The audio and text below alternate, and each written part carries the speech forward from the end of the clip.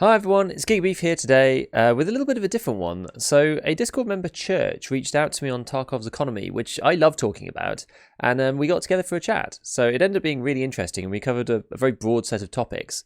Now, the conversation was quite long, but I've timestamped the entire thing, so you can pick and choose the parts you want to hear about. This is a bit of an experimental video, clearly, as it's quite different to some of my other content, so let me know if you like it, and I'll look into doing more of it. Either way, it's not likely to be super regular. So, with that said, stick around, and let's get into it. Hello? Hey, Hey, man. how's it going? It's good. Excellent. Oh, good to speak to you. No, thanks for reaching out. Thank you for taking the time. It sounded like an interesting proposition anyway. So I'm always up for chatting with people who've got kind of like, want to like think about it on a more kind of deep level, this kind of stuff. So, how long have you been playing Tarkov then?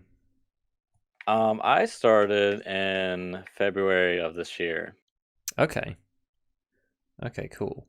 and before that, I played first-person shooter-wise. Apex Legends was probably the most recent first-person shooter I played. Yeah. Okay, cool. Yeah, I've been playing. I'm not even sure how long it is now. Probably 2 years, two and a bit years, 2.5 years, maybe. I think. That you've This been is playing Tarkov? yeah. Oh, okay. And this is like wipe 3 for me. So, Really? mm. Well, are you surprised? Is that long or not? Not as long as you thought. I would have thought there would have been more wipes in the 2 years you've been playing. Yeah, I don't know. The last two have been well. The one before this one was really long. Uh-huh. And yeah, I kind of started in the middle of the last one. Maybe it's just 2 years then. God, I'd have to dig it out and try and remember. Maybe it is just 2 years. I think it must just be 2 years because it was like, yeah. Now that you say that though, that is interesting, isn't it? Because I'm pretty sure this is wipe 3. Anyway, whatever. It's a couple of years. Yeah. So you saw the economics video, right? That's what I did really early on because I wanted to just talk about some of these kind of concepts. I think a lot of people Yeah. misunderstand some of the concepts in the game or don't necessarily think about it in the way that they should in order to make money in Tarkov. But it was quite an early one that I did. It was before I had a decent microphone. I actually did that off my phone. It was off my Oh, phone really? camera even, yeah. That's why the audio is a bit like scuffed and stuff. But I had my Galaxy S7 hanging off the top of my monitor. Yeah. And just Yeah. recorded it into that, and just to give it a go. And I was like, oh, I'll probably won't do another one of these until I have a real setup. That's funny. Yeah, I've Um, actually done something similar for a podcast because I didn't have a webcam, and so I taped my phone to my monitor as well. That's funny. It's good. They make do with what you got, I suppose. Yeah, exactly, 100%, 100%. So you have some cool ideas about the way that they should take it. I mean, I kind of think about lots of different things in Tarkov, but sometimes I'm not sure exactly what they should do. Yeah. So there's been a lot of talk with removing the flea market, and while I would like to try it, I don't really think it's the right solution per se. Um, just because from what I've understood, um, when God, this is gonna be really shitty. It's funny. Earlier, I was talking with a friend of mine who plays Tarkov, Mm-hmm. and come to find out, he studies behavioral Oh, economics. that's super Like, interesting. yeah, yeah. So I was like, oh, cool. We can actually.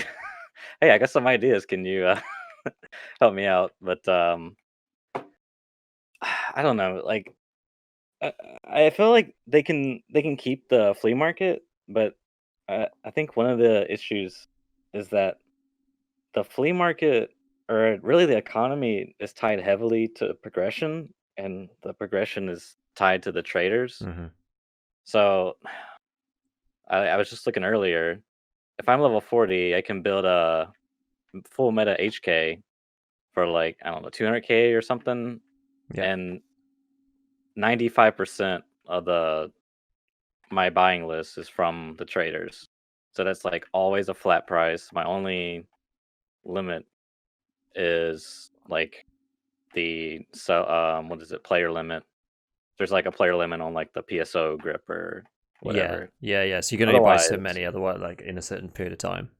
right. Otherwise, I'm like, that's like a guarantee. Like that's a flat price I'm always gonna pay. Like it's never gonna account for inflation or deflation or supply and demand, any of that shit, Yeah. right? So it's a bit silly because people are like, they'll say, "Oh, you know, we shouldn't remove the flea market because I'm a casual player. I don't have a lot of time to put in, and blah blah blah." But the part that they don't realize is they're essentially funding the Chads because the Chads go find these HK parts and they're like they just sell on the flea market for a like a 300% markup. Like I think the barrel for like a meta HK is like 18K to traders, and then flea was like 44K when I looked.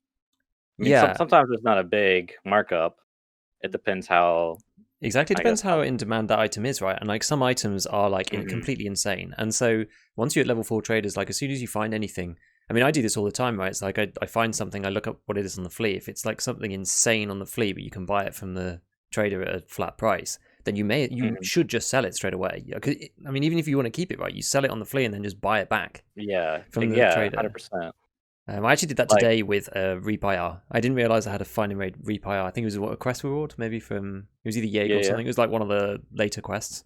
I didn't realize Mhm. I had it in my inventory, and I found it today, and I was like, man, I should get that stuff, that thing up right away, because like doing the barter, the high level barter, I think is probably 300 or 350 or something, and Mhm. someone bought it off me for 750k. Yeah. It's yeah, definitely I learned, especially this wipe, made way more sense to sell now and just buy later, Mm. with in regards to anything. But yeah, it's yeah, like you said, I mean d- depending on how much of a supply. So how familiar are you with like supply and demand in terms of economics? Yeah, I'm good. I'm good on that. Okay, okay. Well, yeah, I mean, obviously, if the demand is really high for an item and the supply is low, then you're just going to be able to charge a ridiculous amount of money for it. And Exactly. I mean, the flea market, it's a, it's like I see it as like a necessary evil, I guess. Like it can do a lot of good, but the problem is that a lot of the items, the traders are just like your go-to. The people that can like min max are just level up really fast. They're the ones that benefit the most. Whereas like an SKS, no matter at what point you're joining in the wipe, Prapper's always going to sell it for X amount of ruples. There is a bit of supply and demand there, where the demand's really low for an SKS, so you can get it a little cheaper. But it's not like Prapper's ever gonna the traders. They're just kind of stupid. They don't. I know what you mean, Prapper right? doesn't care. Like Yeah. there's no dynamic thing there, and like yeah, you've got like items that are in high demand that come above the trader levels at all times because either people can't buy them or they're sold out. Things like Hmm. 7N31 for 9 mil, right? Which is Yeah, that's a it's a perfect perfect example. example, right? They're Yeah, always yeah. sold out, and so they go like for like 2,000 rubles each because you can only buy 90, and only if the global thing hasn't sold out and it's not like 3 minutes after Prapple's reset. So that's completely insane. Whereas there was another one I was looking at today. It's the Knight's Armament Suppressor, which from Mhm. I didn't actually even realize it was sold on Peacekeeper until I was looking earlier, and it's like $450, but it always sells for like 23k on the flea because there's so many in game. Like they're like a huge, they're like one of the most dropped suppressors, and so that thing, like no one ever probably buys it off him because it's always there on the flea market because people just have tons of them. Right. They're just always there. So yeah, I don't know. Like in my opinion, and I'm not sure, right? It's a tricky one because you almost like break the progression of the game because the only way that you really remove the flea market completely is if you also remove all the traders as well. I don't know, like I feel like you have to go all the way because you have to think of a game like I always kind of bring back like a game that I've played in the past that's RPG like, which reminds me a lot of Tarkov in some ways, which is like Diablo 2, which is obviously not the Mhm. same type of game at all, but the Sure. RPG elements of it are kind of similar, and I feel that I don't know, the games are different, so it's hard to just kind of make these broad generalizations. But the problem is that with the flea, because you can buy anything at any time, it just it makes like so many of the items in the game just completely useless. Like they may as well not even be there, because a lot of the items are quite cheap, and it's pointless to really use anything else once you get. So something like, obviously the meta stuff is going to be expensive, but all the stuff in the mid and low tier, you may as well just use the mid tier stuff continuously. It's like second in slot items for pretty much everything, and like all the lower end stuff is just rubbish. Whereas like to actually get decent loot variability and to have players running different loadouts, you almost need to take the game all the way to hardcore, which has no traders whatsoever and no flea market at all. Because then with the chads and the people who are like at the top end of the game, like they are obviously, they play, people who play a lot are obviously going to have more stuff, but you can't just go out and buy a slick, right? And if in that model, right, no matter how much cash you have, you can't. There's items you just cannot buy. It's like the way that they're trying to change the grenade launcher, or when they remove the grenade launcher. It's like there's items that you just. I mean, you can still get them on the flea, but sometimes when you go to the flea market and there are none, it's like, well, I could have 100 mil in the bank, but I can't still buy it because there aren't any. I just can't get it. So if you removed the flea market and all of the traders completely, and then everybody had to just rely on what they found in raid, that would be a lot more like a game like Diablo or something. And then it would feel exciting if you actually found, I don't know, an MDR or whatever, because then it's actually scarce. Because like right now, nothing is scarce at all in any way. Yeah. But it's very extreme, and it kind of takes out like the whole progression section of the traders and everything. But the traders are they've made it more trader heavy. It's like I don't know. I feel like the traders are sort of problematic in some ways. Yeah, definitely this wipe. I felt like going in there was going to be a big reliance or importance on traders, and sure enough, like me and a buddy, we found that like mags were super good money makers, because like you find like a P90 mag in raid or something, and it was like the profit on it was ridiculous. Like the markup you could sell on the flea for. Yeah, I would like. I wouldn't mind playing a hardcore version. I just don't know if that's something BSG would do or want to do, and if what the backlash for that would be. Because Yeah, I I mean, don't you're know. absolutely right. There is no real sense of scarcity, um, with the exception of a few items here and there. But even then, like you were talking about 7-in-1, it's kind of funny. Is the way they set up the traders? They're almost like pseudo socialist economy, because what they done is said like BSU would say, okay, Prapper, we're gonna allocate you X amount of 7-in-1 rounds, and you can only sell it for this price, and you can only sell 90 per player. So Yeah. it's kind of weird, because then you have the flea market, which is kind of like a free market mixed in, but the traders are like, they just don't care what the players are selling it for. Yeah, it's a bit strange. I mean, the whole system's a bit weird. I don't know how you'd get the traders to do. I mean, they'd have to dynamically get the traders to change the prices, but then the traders would just end up being like, I guess, yeah. Then you could influence the supply, right? Because then the market would find its own level as people buy from the traders, and as people stop buying from the traders, the trader will just kind of like pile up with inventory. Like maybe the global refresh happens every time and adds on to their total no matter what. And the more inventory they have, the lower the price gets. Something like that. They'd have to implement something like that, right? That's kind of what I was theorizing, was that what you would do essentially is create an algorithm where, because currently it feels like a lot of the buy limits are arbitrary, and I think and I think it might have been due to Pastelli. I think at some point they tried doing like a system where I've heard about this too. yeah, I can't remember the details, but essentially Pastelli, just him and his Twitch viewers, they just marked up the prices of something, and I don't know the details, If but I remember correctly, I don't think I wasn't even either not paying attention, not as involved at the time, or it was slightly before my time. I believe it was Salewas for doing, or Salawas, however you pronounce them, for the first quest. And they went and they unlocked it with a therapist, I think, and bought like, how did they do it exactly? I can't remember now. I think they bought a ton of them, and then They just bought. Yeah, I think they bought loads. They bought as many as they physically could, and that forced the price up and up and up and up. And then they sold them all simultaneously at the new high price. Oh, It was okay. something along those lines. Yeah, that makes sense. They back when you could sell stuff on the Flea that wasn't found in raid. I think this was directly to the trader. I think this is why I can't quite remember the details. I think it's when the Yeah, traders had dynamic pricing, and they just sold I them think straight you're back to the right. therapist. Yeah, I think, but anyway, yeah, it's just it's difficult, right? Stuff like that's quite difficult to do, especially if it's I'm just trying to think yeah, if there's another way that you could do it, because yeah, it is kind of stupid that you've got these like central planned economy items in the game that are like fixed at a certain level, and there's a certain amount that comes every time, and then that's it. It's always going to be there, and then like the flea market prices are either tied to that. If it's like it's like barter items that therapist buys. It's like the flea market prices then tied to what therapist pays for them, or they're way higher if they're useful. It's kind of one or the other. yeah. I think they could make it work. I don't know the ramifications, but I think what they could do is basically take let's take Prepper for example. So right now he basically has like an unlimited supply of SKSs. Mm.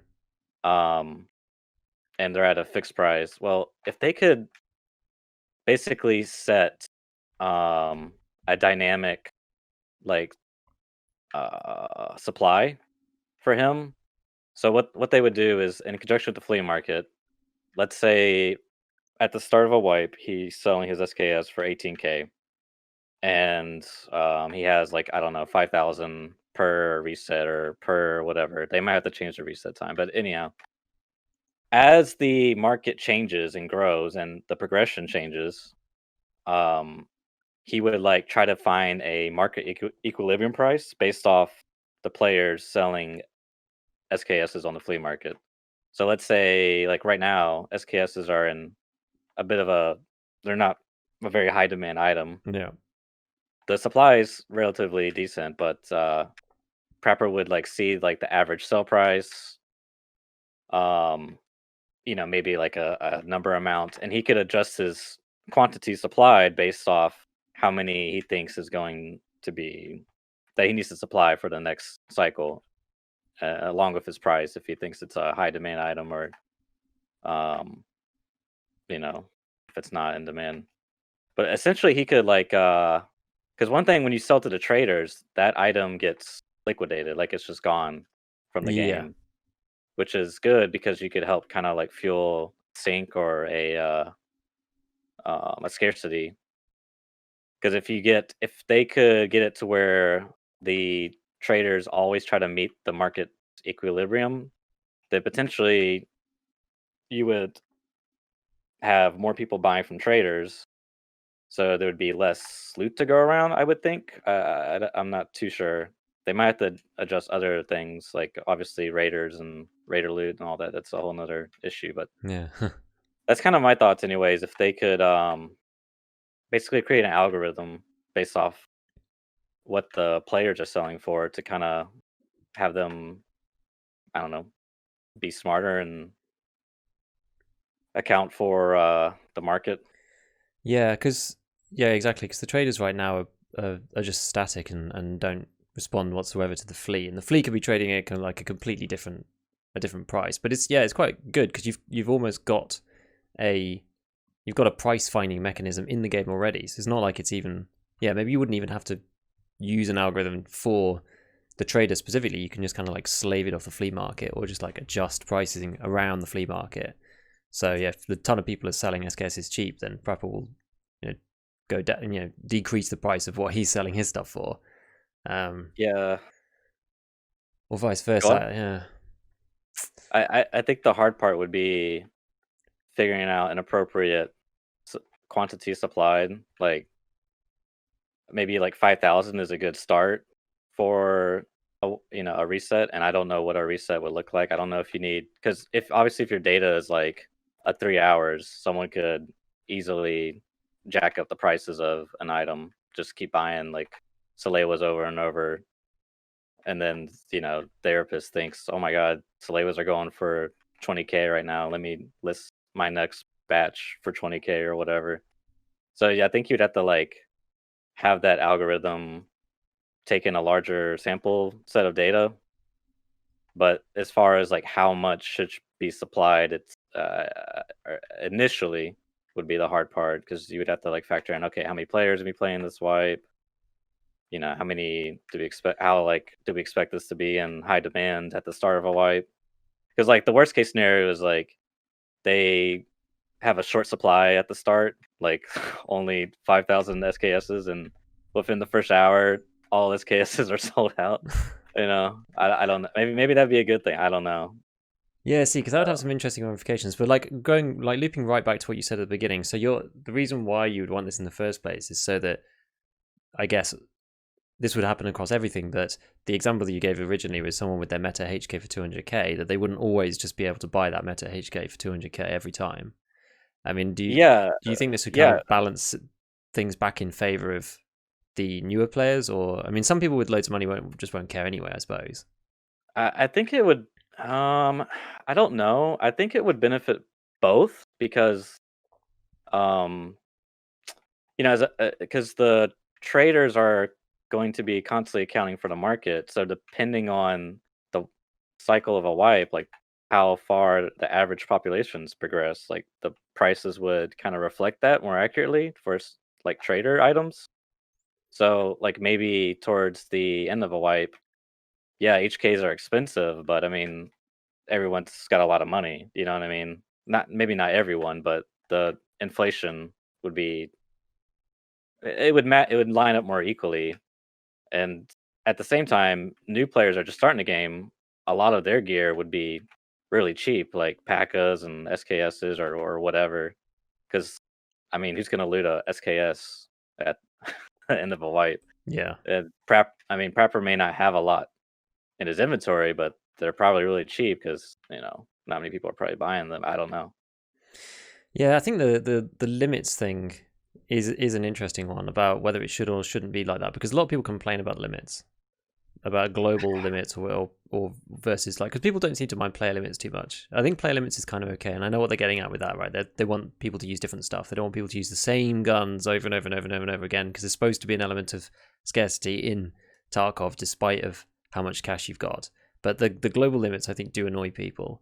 But I kind of see what they're going for. I think if like maybe their end game idea, because they mentioned this previously, that ultimately they want traders to just be like missing for a week, or there's something that's just out of stock, like maybe you can't get 556 rounds for a week or something, and maybe then it would make a bit more sense. I don't know whether that'd be just fun, whether it'd be fun or just frustrating though. I haven't quite decided.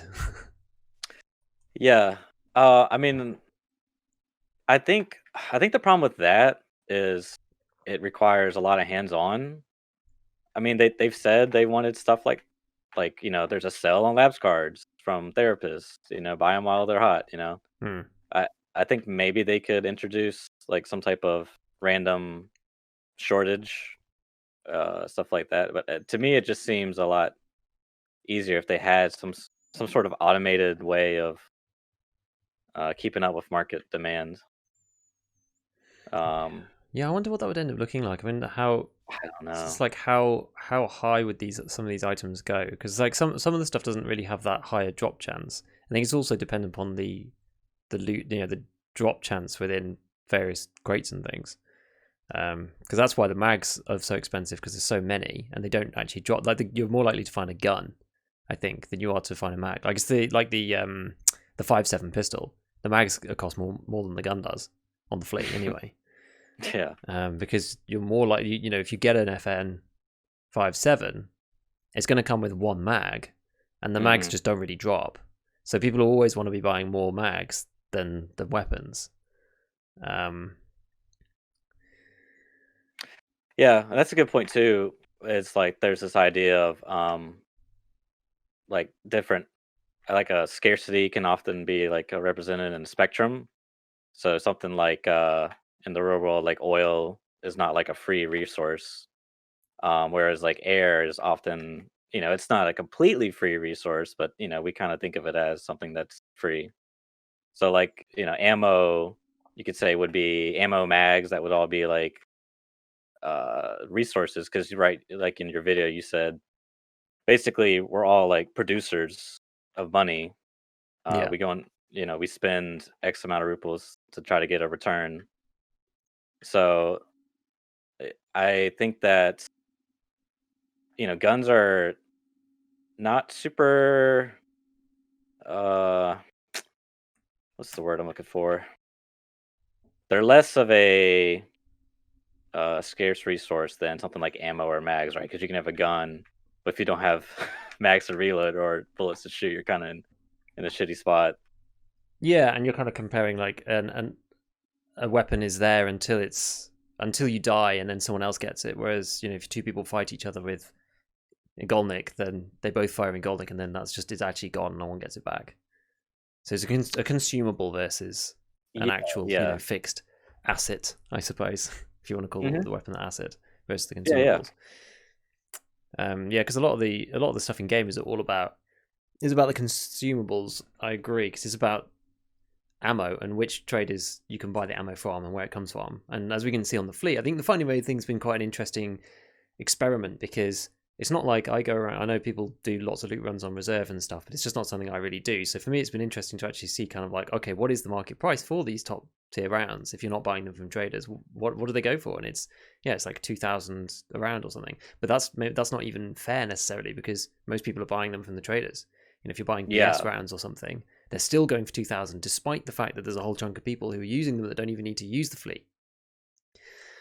But this then, this all comes back around to what I was saying right at the beginning, which is that hmm I don't know. I just feel like maybe the game would be better without any of that, without any of it at all. Because people complain like, oh, if you remove the fleet, you're only going to be helping the top players who already have the stuff. It's just going to like gatekeep the game more, which is kind of what you were saying, right? And I think that's true. But I think if you removed it all, I think if you had a mode where it would have to be another mode, because it's too radical for people to take, I think. But it's like, if you had to go and find everything in raid, I was sort of having a little think about this discussion beforehand, and I think one of the problems with Tarkov is that there's no real end game. There's nothing to do really except go to labs. Labs is like the end game area, Yeah. but all there is to do is just to make more money. And so Yeah. if you've already got lots of money, there's not actually a huge amount to do. And I think you almost need kind of like, if you have this kind of scarcity of, it doesn't matter how much money I've got, I can't actually buy the things that I need. If you want to go and use good rounds, you want to buy M855A1, but you actually can't because the traders aren't there and there's no flea market. You have to go and find it. You'd kind of like slowly stockpile small amounts of ammo, and then you'd need somewhere to go that was either like super difficult or super high value, or like something to do that would then be, it would drive you to take different amounts of kit into different games. Because I think there's a lot of people who just take either budget stuff, like what I was talking about in my like economic-y style video about hmm you're optimizing the whole time and you take something similar each time as something that's like decent, but you have an okay survival rate, but not the best survival rate, but it's still economic because your stuff's so cheap. It doesn't matter when you die, and you're probably going to get it back in insurance. Versus other people who've kind of reached the end game who just run meta gear every single raid. And I guess it's a bit like, it's a bit like if you think about a game like DayZ, where you kind hmm of, you build up your stuff over time, but you can't buy it from anywhere. Like anything that you have to find, or you find it on other people. But then you also have to have something to, you have to have something to do. You have to have somewhere to go. Otherwise, there's not much point. I don't know. I feel like the game would be quite good without any traders whatsoever.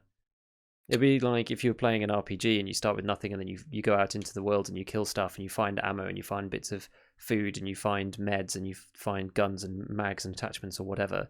And like whatever you use, you just have to cobble together your various builds and things. I don't think that would necessarily be bad. Yeah. I mean, at the end of the day, it only ultimately comes down to your skill, knowledge. There might be some other factor, but as far as like making money goes, because I mean, primarily the main, or maybe not primarily, but yeah, I would say primarily it's just raids is like you're making your money there, right? Mm-hmm.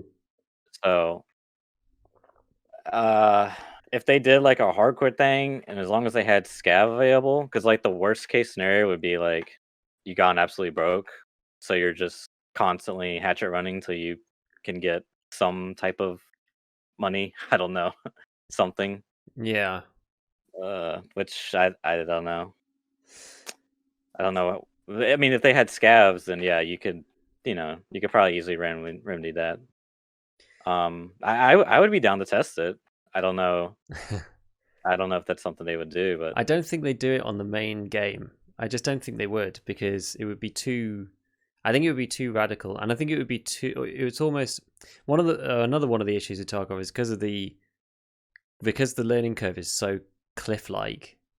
There's a vast gulf in experience between new players and those players who've been through a wipe or two. Like, even playing one wipe, you know so much for the second wipe on just how to do stuff, what the maps are like, yeah, what's worth what, and it's yeah, that gulf is quite difficult. It's like Pestily can get to the flea market in 2 hours or something, but like the average player, it probably takes them a couple of weeks maybe on and off playing if you're doing it for the first time, because it's just there's so much to learn. And I think yeah, keep new players interested and bring new players into the game whilst without just make it feel impossible. Like, it's got to feel challenging for sure, but it can't feel impossible, otherwise people are just not going to start. And even now, I have friends who have played in the past, but it just feels impossible, and it feels like you're never getting anywhere, and you just get shot out of nowhere, and you don't know the maps, you don't know the angles, and you don't have good gear either. So even if you do see somebody, then half the time you lose anyway, or like more than half the time you lose anyway. I think that's enough. That's enough to turn a lot of people off, even people who are fairly experienced FPS players in other games. I think it's a difficult balance for them to have, because I mean, if you removed all of it, I guess you're still going to have high level players, but I guess like you almost, I don't know, I'm almost thinking like what I was saying about trying to have like different areas that people would go. Maybe you'd have it like an RPG does, right? I'm trying to think like how does the model in these games work to encourage people to play and keep people going and allow for progression. And usually have either different areas. You have like a newbie area or newbie maps or whatever, or a game like, I always come back to Diablo because it's one that I know really well, is you have different difficulties, and yes, it's PvE, but maybe in Tarkov you'd have like, customs would be easy, and the loot would be really not very good, and the scavs are only going to have pistols and tozes maybe. And then as you go through different the different maps, you go to reserve as like one stop down from the top, and that's got really great loot, and that's where all the high level players go. Because like, why would you go to customs? Because at the moment all the maps, I know they're a bit different. They are different, but they kind of have the same sorts of loot, right? Especially customs now. Woods is probably the outlier, but you can make decent money on all the maps, and players go to all the maps of all different levels. And you almost want it to be kind of a bit more structured than that. I feel you almost want new players to kind of be on customs, or maybe that kind of limits it down a bit too much. But you see what I'm getting at, right? It's like you start with nothing, but it's like you're really only going to be playing against other like newer players, because the higher tier players just have no reason to go there. Or even you somehow segregate it. I don't know. You segregate it somehow so that there is a reason to go there. Where there's like on an individual map, there's like different events that you actually go into a raid to do. So, and that was I'm trying to not call them difficulties, so to speak, but it would just be like you like pick you say, oh, it's customs, and it's just, you've sort of, maybe you even have to do something else, I don't know, but you've like scouted it out, and it's like a period of low activity, and you go in, and it's like it's low loot, but it's easy, and that's kind of where new players start. But then like when you get higher up, then you can maybe pick from like different scenarios on that map, and you say, oh, you've tracked like an enemy convoy to XYZ place, and it's Rashala, and then there's like a bunch of clues or whatever, and he spawns there, but then there's lots of other PMCs there trying to kill him as well, and that's like be a high end version of customs. And that would, I actually feel that differentiation between like a low tier map and a high tier map would then incentivize people to bring different tiers of kit into the different raids, which would then be the reason for actually having it in the first place, because it's actually a lot harder. You need it, but you don't need to run your best kit all the time, and then you can kind of like hoard your good stuff that you're finding in raids, and you're saying, fine, look, I'm finding BP, but I'm going to use that when I go and do the boss hunt. But for now, I'm just going to continue using PS for 762 until I'm going to go and do this other big raid, and then I'll use my good kit, and that'll give you a reason to actually use it as well. I don't know. That was what I was like brainstorming and having to think about, like trying to tier it. No, it's good. Because that's kind of how Um, that's how like RPGs work, right? And right. if you the end game on the RPGs, you're looking for like the tiny percentage chance drop rate of whatever item, or going and killing the super high end quest bosses or whatever. And you got to try and replicate that somehow in Tarkov. Otherwise, there's nothing to do. Yeah, for me, I think that is the biggest thing is they don't have that mechanic where there's like this this grind, you know. I mean, the grind is how high can I get the dollar amount to go, I Mm. guess.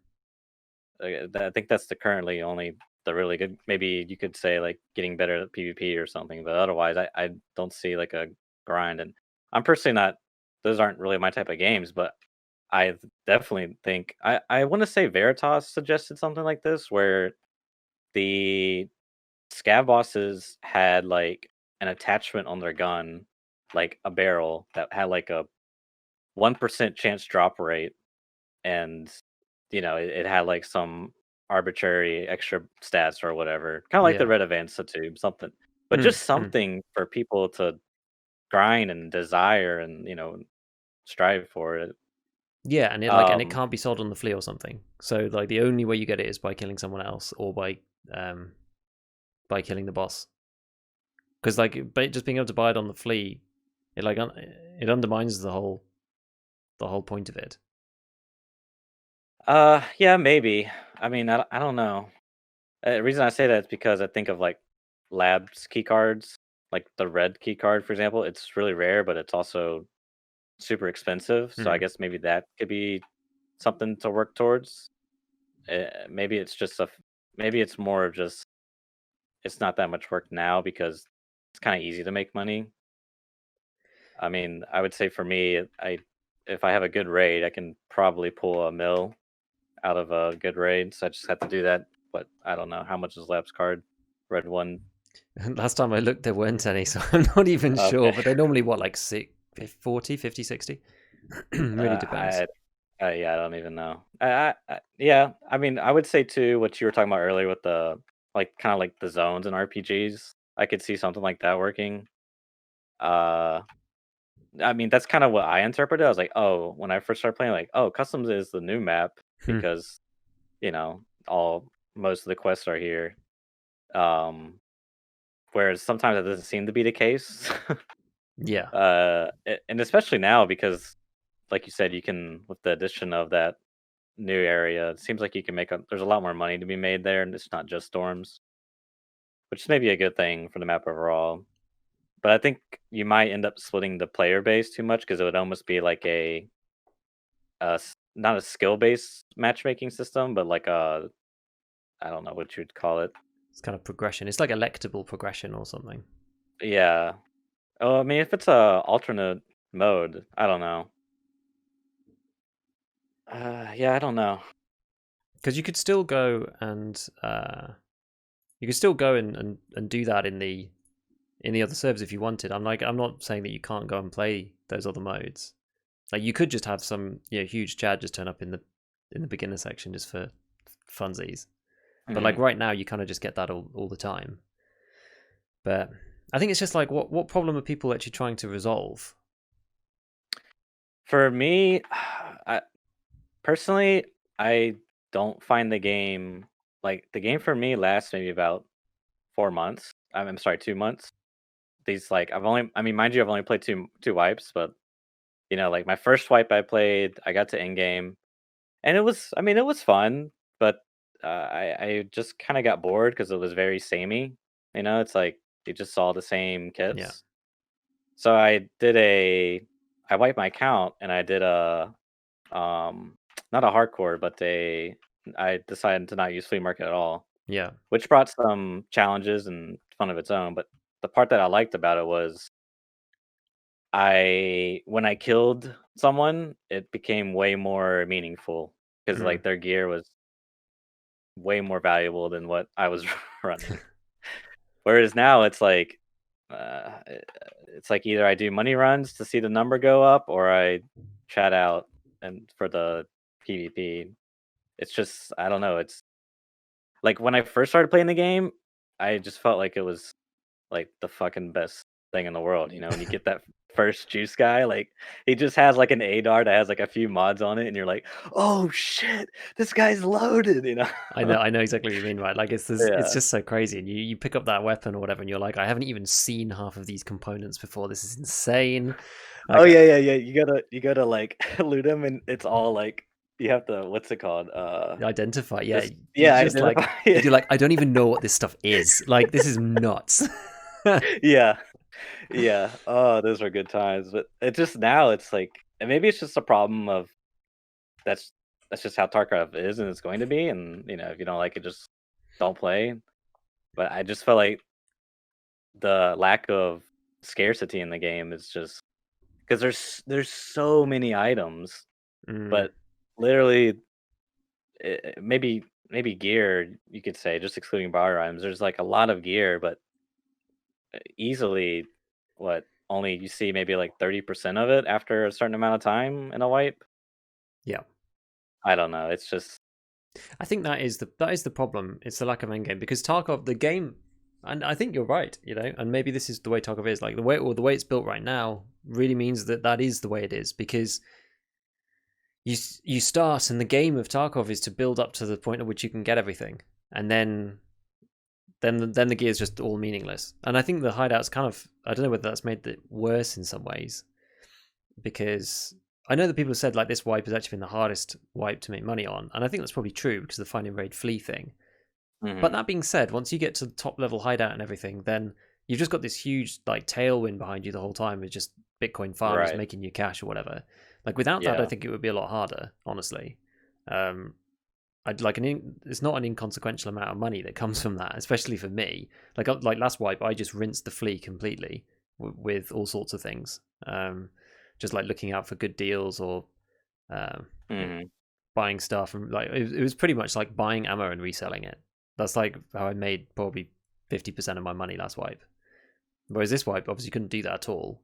So I had to Right. like find other ways of doing it, but um, you know, I don't have as much as I did last time. But even still, once you got the fully maxed hideout, and I went for that as soon as I could, and then you've just got this money making Just source. stable passive Yeah, income. exactly. And like I Yeah. think I looked at it. I was looking it up for something another video that I'm gonna make. But it was like once you've got the Bitcoin farm up to 50 cards, you end up making something like 750k a day, which isn't it's obviously a lot.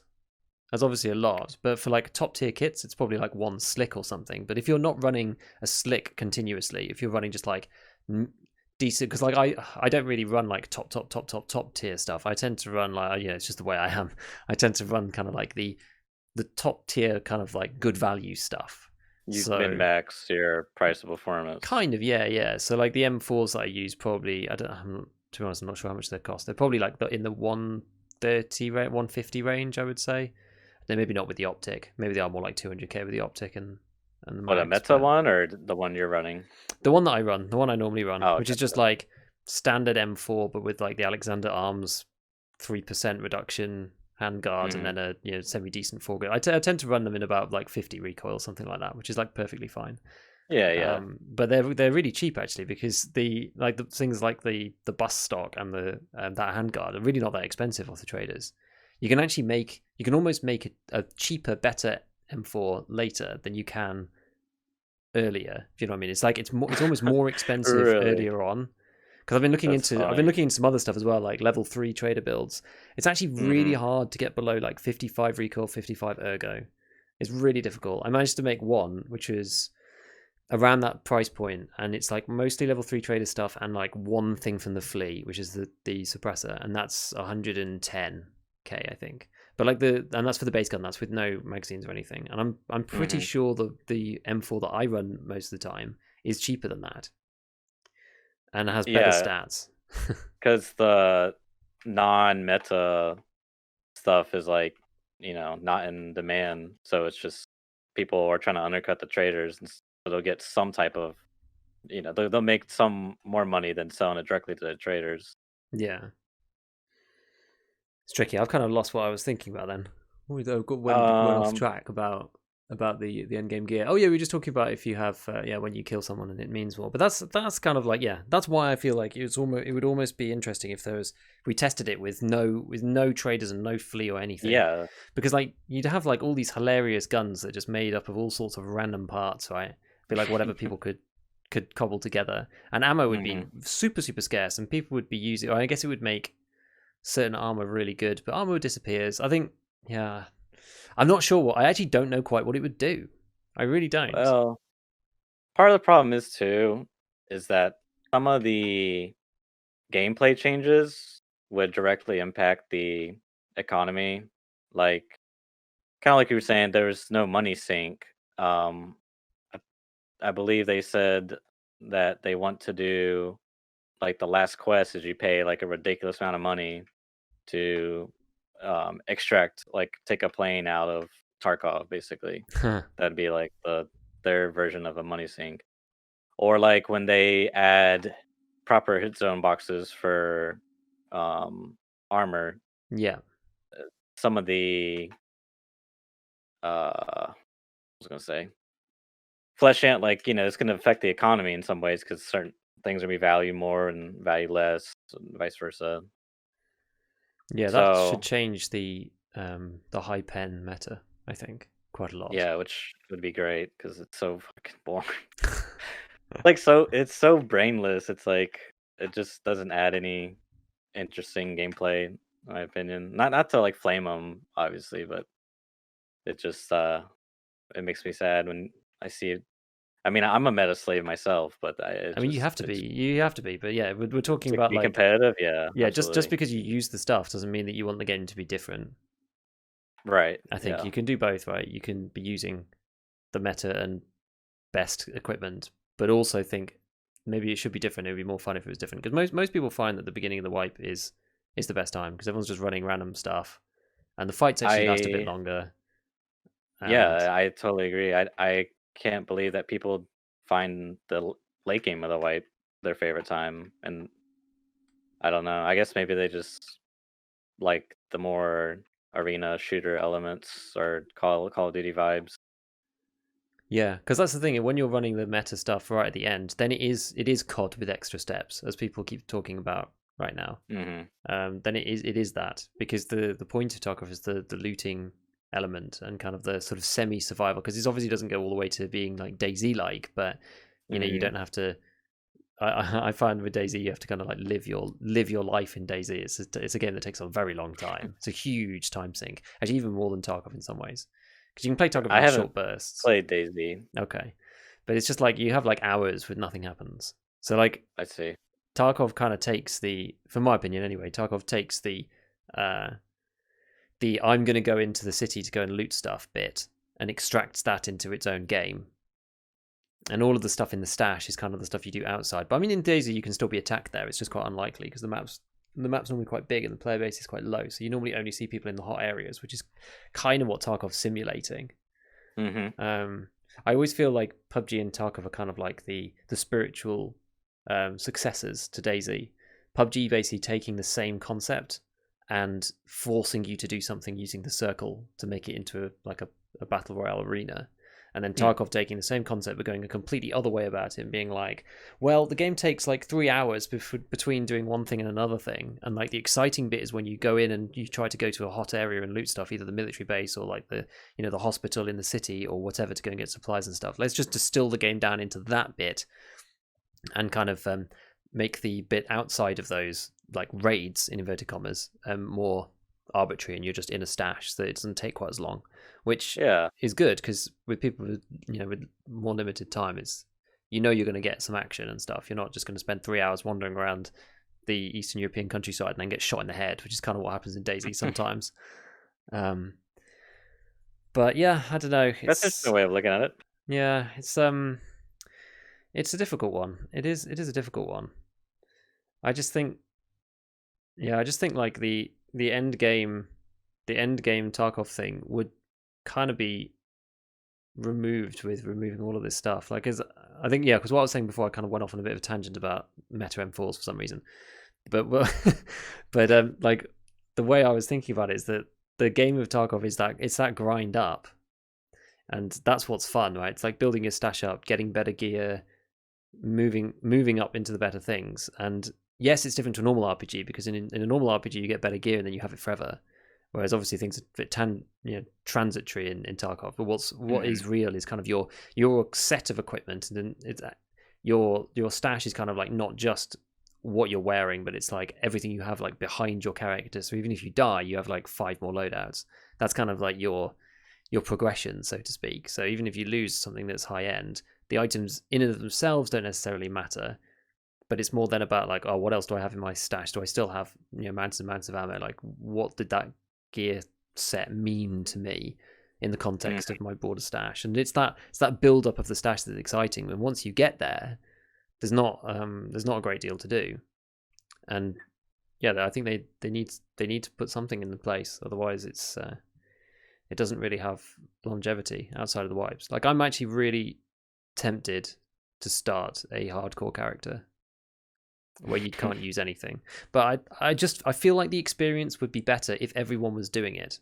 I think that's the thing, because I've posted before on Reddit about it. Yeah, I've posted before on Reddit about it, and people have been like, "Oh, well, it wouldn't work. It'd be really, really hard for people," and blah blah. Or like, "Oh, if you want to do it so bad, why don't you just start your own hardcore character?" And it's like, it would be great, but like, you're playing against everyone else who has full access to everything, right? And it'd be more fun. It also wouldn't be quite the same, right? Because you're going to end up picking up, even if you do start winning fights, you're going to start picking up the same meta guns all the time as well. That's what happened to me with No Flea. I started getting slicks and stuff, and then I just was like, fuck it. I was like, I'm basically at this. I had like slicks and HKs. I was like, I might as well just fucking start buying from the Flea. Yeah, and I think that's also a bit like what's happened to me in this wipe, where I tend to run fairly ordinary gear, or have done most of the way through, and I picked up stuff of other people. And then now we're at this certain stage in the wipe, everyone's kind of just wearing the same kind of thing.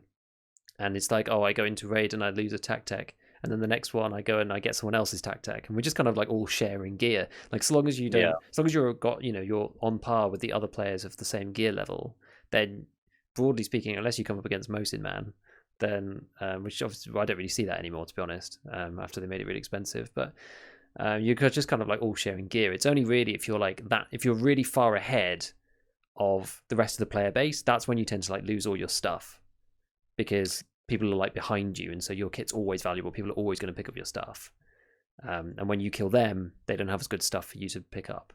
Whereas like now, everyone's running like tier 5 and M4s and whatever, so you kill someone, you take their stuff, and you go into raid with it, and then you die, and then they take that, and then you kill someone else, and you take that back, and it's kind of like a swapsies. Yeah, no, you're right. I don't know. I think one of the things they could do is if they could get the economy to, mostly the traders, to scale with the general, like the average progression of a player. I feel like it would help slow down the progression, like the rush to Endgame, to meta or whatever. Yeah. Potentially. Yeah, I don't know. What do you think about? I remember people talking about this before. About I think it was on some of the podcasts about like community goals for items. So like at the beginning of the wipe, goals like higher than tier 3 wouldn't exist, for example, for like the first 2 weeks. Like traders wouldn't sell it; it wouldn't drop in game. And once on aggregate, people get to a certain level as an average player base, or I don't know, trader level or whatever, then it unlocks, and it unlocks tier 4 armor, and then maybe the next set of ammo, and like after a month or something, then it unlocks like labs and all the top end gear, or something like that, to try and like slow down the progression, because it's like the speed of progression that's difficult. And people always complain about the streamers who can play all day, and then they've got all the end game gear in 2 days. I do think there is something to be said for like labs and raiders maybe being unlocked at the start of a wipe. I think one of the problems they're going to run into is like they're going to have to manually adjust, like account for every little thing. Like, you know what I mean? Like it's a really heavily hands-on process. Yeah. That's why I think if they had something that could try to take some sort of data set and apply it to help slow down player progression, that would be ideal. I mean, there's still that would probably have to be some hands-on, but something that's less Like, because like with the found-in, I mean, I don't know why they did the found-in raid train change. I don't know if they've like explicitly said why. I assume RMT was like the main reason, I think but it was partly it. Yeah. that's like a it's like a gameplay change that affects the economy, and I feel like it's done. I don't want to say it's done some good and some bad, but like one of the things that it's for me, I think it's encouraged a lot of extract camping. I don't know what maps you play, but I play a lot of like Interchange and Shoreline, and those are literally the two most camped fucking maps, especially Emercom on Interchange. It never fails. I don't know whether I'm just lucky or I'd play the maps at certain time, or I end up leaving at certain times. But I actually don't find many extract campers at all. It might also be Really? my servers too. Maybe Western Europe servers are not too bad. But Uh, I hardly find anyone. Like I don't think I've been shot at Emacom this wipe. And really? Wow. I used to play a lot of Shoreline.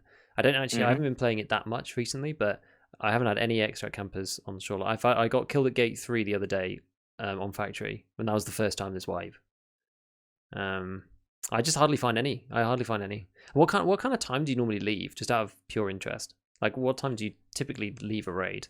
It really depends on the type of raid, but if it's like a money run, then I try to hit all the stores and I'm in and out. And I would say it I I don't know. It kind of varies on.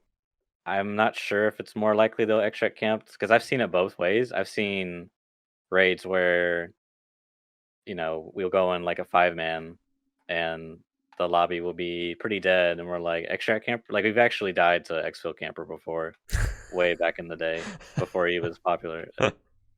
Um, Oh god. yeah. Like, yeah, maybe because I do leave earlier. Because like sometimes we'll do night raids on interchange, Hmm. and one of the raids we had Emercom, of course, and we were doing duos. Do you know like the yellow vehicle next to Emercom? Is that like right in the center of the road or? Yeah, it's kind of like it's like in the extract, but it's like in front of the tent and in front of the truck there. Yeah. Oh yeah, yeah, yeah. There's like a yellow vehicle. Well, you can actually stand pretty close to it, and you're still like in the extract zone, and you can like open up the trunk and use it as a bit of cover. So you have like Hmm. the guardrail and the trunk kind of covering your body.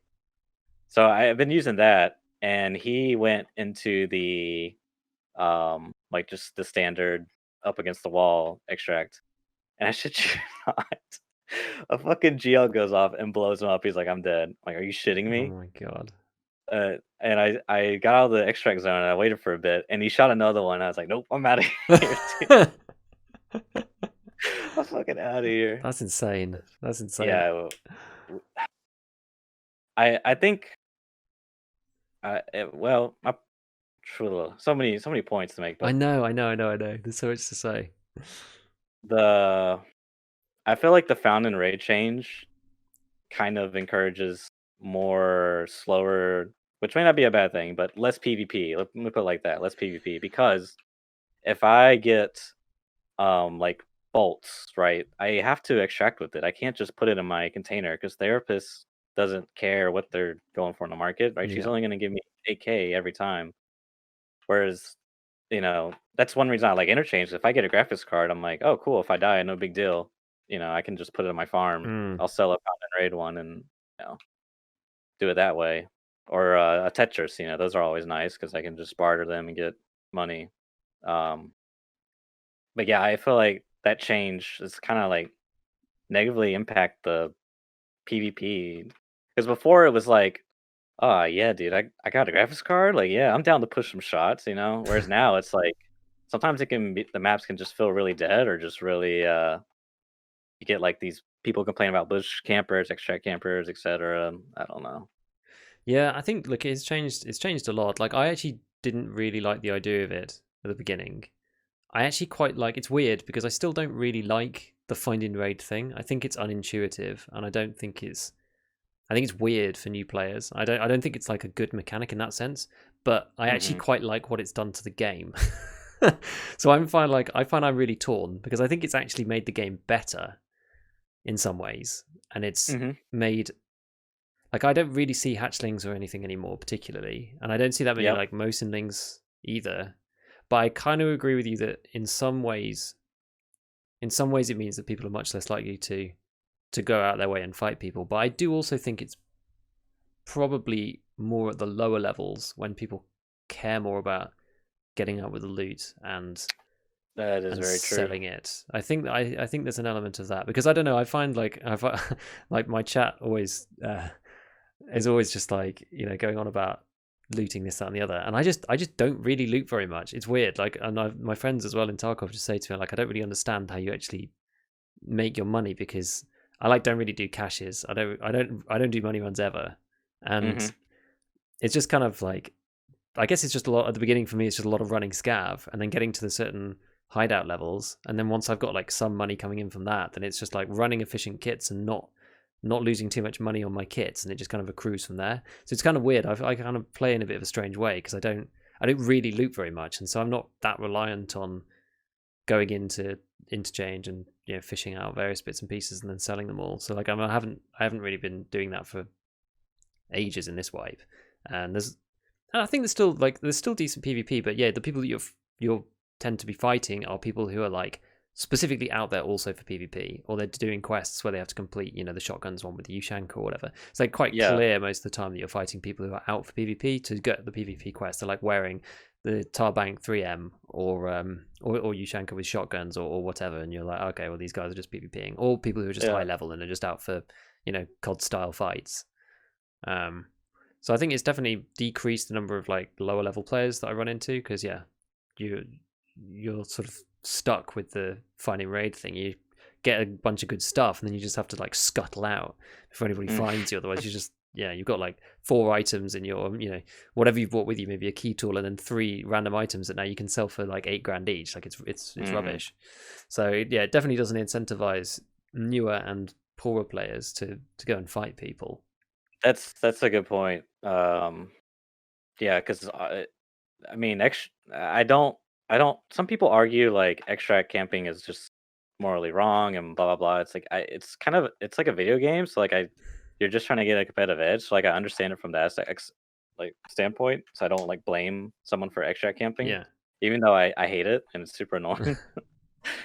um, but obviously, let's say if you're into the game and you have like a 30% survival rate and 200K in your stash, like and you see a video on extract camping, easy way to get gear. I mean, yeah, I totally makes sense. I mean, especially how they changed it to where, like you're saying, it sort of incentivized people playing more uh strategic slash ratty, or I don't know how you want to look at it, but Yeah, it's like and I would say too, I liked at first I liked the found and rate changes. Like, oh, this should make everything more expensive.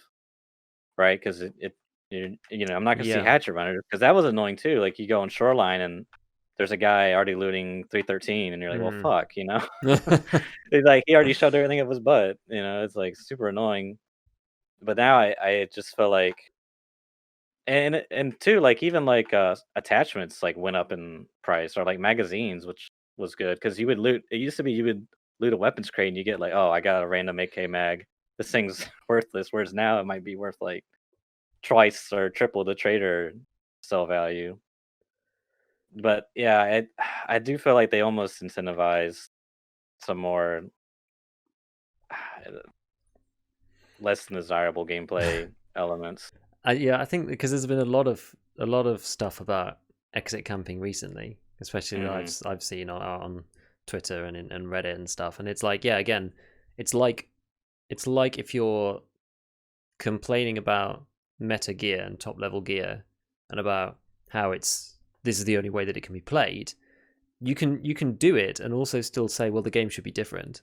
I feel like that's okay. Like even though it seems hypocritical, it's like Hmm. you can have an opinion how the game should be different, but it doesn't necessarily stop you from doing it. Right? Like exit camping it works, but it's just really time consuming. That's primarily the reason I don't do it because firstly I find it really Yeah. boring, and secondly it takes a hell of a long time. I tried doing a little bit of it just for shoot a ball in heaven on interchange because I actually really hate interchange. I'm not very good at interchange at all, and I only Hmm. play it when I have to. and Shooter Born in Heaven was the only one I had left on Interchange. I had the 3 out of 3 on the others, and I was like, oh my god, this is gonna be awful. And I tried, and I didn't see anybody, and I wasted like 3 hours of my life. And I was like, I can't understand why people do this, because I was like, I only have so much time to play the game anyway, and like I've literally just sat on a roof not doing anything. This is the most boring thing I've ever done in my entire life, and I ended up doing it a different way. But like, I don't blame anybody for doing it. If you have endless time and you're happy to do that, then fair enough. But I think it's kind of more of a what's the word? It's more of like it says more about the state of the game itself. I think like when I was looking at the last Twitter blow up when people were talking about finding about exit camping, and there were some really great points which I actually agreed with, which was that it's only really super lame because on certain maps like Interchange, people have to go out of that exit. If there were more dynamic extracts, like in real life, you wouldn't have. I know the realism argument's stupid, but you shouldn't necessarily know precisely where people have to extract, and they have to go there every raid, or at least half the server anyway has to go there half the raid, because there's not really anywhere else you can go on Interchange, right? There's the one on the inside where you need the card, and then there's the one with no bag. It's like, why would you come to Interchange if you're going to leave out the extract with no bag? It's it's a bit nonsensical. So someone's going to leave out that extract, and it's the fact that you have that piece of information already. That's what makes it. That's what's so annoying about it. And people would probably stop if they didn't. If you sat there for 5 hours and you didn't see anybody, you probably wouldn't do it. Right? So the reason people do it is because they know it works, and the reason why they know it works is because they know you have to leave out of there. And so that's why it becomes so. That's why it's so powerful. And so all BSG have to do then is something else to stop it being so powerful. Because I don't think, as you say, it's not necessarily good for the game, that kind of gameplay. And it's really frustrating. You can see why people rant about it so much, because it's really frustrating. If you're in raid for 40 minutes, you get a load of PMC kills, you get a load of scav kills, you're using your knowledge to find the various things on the map, you end up with a ton of loot, and then you leave. And like, I assume you've seen the General Sam video of exit camping, like everyone has, right? And I mean, it's super funny of him sat on the sofa with the book, just like listening for someone's footsteps. But like, that's how it feels, right? When you get killed by someone there. And someone's just sat there, they're like not even playing the game, they're doing something else, and then they go, oh, here he is, and you can't hear them, you don't know where they are, and then you just die out of nowhere. It feels really awful. But it's because they know. It's because it's the way the game's designed. They know where you're going to be. They know where you're going to be, so they have a huge advantage. And you don't know if they're going to be there every time. Like I hardly ever see them. If they just added some more extracts, it would just eliminate the problem, because a map like Customs, I don't think I've ever been extract camped on. I mean, you could maybe say the car, but I mean it's like in a hot spot, Yeah, like exactly. there's literally nothing in Immercom. There's nothing. So it's like, yeah. The one I'm surprised about on Customs is the like the very bottom right. Which one is it? ZB 1013. The new one. The old one, was it 12? Yeah, sorry, it's 12. It's the one in the bottom right, down in like the factory corner. And when you go down into the bunker and then around the corner. I've never been extract camped in that one. That would be perfect. I've never had anybody sitting in there. It's amazing. I think it's because, like you said, there's no guarantee. Along the way, someone could have taken old gas, the other ZB, the vehicle extract, and also that new the new ZB extract. Yeah. So there's like, it's so unreliable, and maybe people have sat there and they just don't get anybody. It's like, well, fuck, I just wasted 45 minutes. Who knows on that one? But yeah, as you mentioned, like Shoreline again, right? And it's like, well, you've got Rock Passage, but outside of that, it's tunnel or Road to Customs, and that's it. That's your lot. Yeah, I mean, there is Pier, but it's like, I think it's just like a chance. Same with Rock. Pier doesn't, like, does Pier work? I remember there was an issue with the light. Like, I haven't tried, I haven't been through Pier for probably a wipe and a half. It's definitely bugged, because apparently at one point it used to show the lights, but now it just doesn't. It's like, and CCP Temp as well is another one, right? But there's the minefield just near it. But I don't think I've seen that one on this wipe either. Yeah, I don't know. I don't. If that one is weird because it's a conditional extract on your conditional spawn. Do you know what I mean? Yeah, Like as you have to well. spawn in, yeah, you have to spawn in village to have a chance of getting that, Whereas Pier and Rock, you're like, no matter where you spawn, you have a chance to get Mm. those. But yeah, I don't think Piers worked. I don't know. I definitely haven't tried it. But that's what I've incentivizes taken people it, to. You've taken it. What, but this wipe or? yeah, yeah. Okay. It just you can't tell if it's on, like if you have it. I mean, you can tell if you have a chance to have it. Yeah, Does but that there's make no sense? lights. You before you go. There's It's no not like visual you can look and indicator. go, oh, the gas is on or whatever, like the Yeah. other extracts. Yeah. You're right. Exactly Yeah, that. yeah, that's the thing. So I never try honestly. I pretty much always use the guaranteed extracts anyway. It's just almost by force of habit. I just like have my routes that I use to go there, and I think Hmm. other people use the other extracts a lot more than I do. And maybe I wouldn't if I got extract count more, but I tend to spend a long time in raid. I think like I'm usually going there for some specific reason, and so it's quite rare that I like dip out straight away. Unless obviously unless I'm playing factory, but on the bigger maps, I'm usually in until at least the halfway mark, if not longer. I typically leave with 20 minutes to go, I think, normally. So I don't Yeah, know I whether mean, that's I got would something to do with say it. Shoreline, I've maybe only gotten camped like twice. Um, and I think one of the and obviously I don't know if they like sat there and started a raid, except for the last one. But anyways, I think with the first one, we got in a fight in Pier, and then we basically had to go tunnel, and we disengaged. They disengaged, and then there was someone camping the bunker at tunnel. It might have been them, might have been a different squad. Who knows? I actually haven't played Tarkov in like 3 months, 4 months, maybe. Oh, really? Oh, okay. Yeah, I still keep up with the game, but Okay, I that's just that's why you were watching the videos and stuff. yeah. Oh, I got you. That makes sense. That makes sense.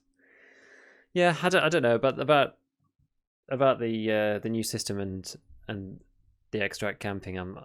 I think extract camping is just going to continue to stay until they make them more dynamic. I just don't think it's ever going to change, just because Yeah. it's for people who are either doing something else while they play or are scared or low Right. skill or low Yeah. experience. They're like, well, this is the only way I'm going to get some stuff. Like people are always going to do it as long as it actually works, despite it taking a long time.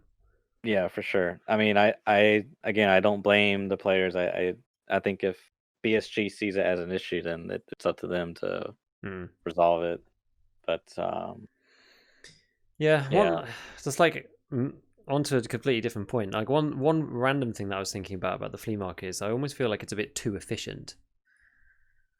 Like how so? just like having a big grid system of all of the prices from all the people or whatever. It's kind of like it's quite anti Tarkov in some ways. Like it's quite I quite like it. It's a quite a good piece of like engineering and programming. To be fair, Hmm. it's quite a good little system they've got going. But I just don't think it's very Tarkov in some When ways. you played, when you first played, was the flea market a thing or no? Yes, Oh, okay. yeah. So I've never had it with no flea. Um, but people say it was very different back then. But like I just feel like it's not that Tarkov-y. I don't mind like if they were gonna keep a flea in the future. I feel like it should almost be more like an actual flea market. You know, like maybe you have to like pay to become a dealer or something. I That don't know. would I don't know. be no, that would be more interesting for And sure. like, yeah, you're not going to be like obviously you're not going to be like an AI trader, but like when you go to the flea market, there'd be potentially like I have no idea how this would look, but this is literally just like random brainstorming. You'd Hmm. have like like series of like stalls maybe, and like maybe you'd like need to specialize into a particular type of thing just for I don't know, so that people would actually come and look at your stuff. I mean, I don't know how you'd really organize it, but I know. So it's not just like lists of things because it feels very much kind of like the like the real markets in the real world right now. Right, right. And I feel like it should feel more kind of like ad hoc and more kind of like bartery than it is right now. It's very transactional and kind of like almost high frequency in some ways, which is quite funny. That is kind of the other thing I forgot to mention was how the barter trades are really like sometimes they can be really good, sometimes they can be really bad. Like one example is like Prepper, I think level 2, he has a barter trade for a AKS 74 UB. It's like a little baby AK that's suppressed. Yeah. and he wants a cat statue for it. Well, the cat statue is like on the flea, like 29K, 27K or something. Hmm. So you can buy the cat statue, trade with him, and then you can turn around and sell that gun to a mechanic and make like 8K rubles. it's it's really weird. I don't know why people are selling cat statues to begin with on the flea market, and that's kind of a thing in economics. Is like not every actor agent is gonna be a rational person. But even Prepper himself, like, how would they balance barter trades and make barter trades, scale with player progression?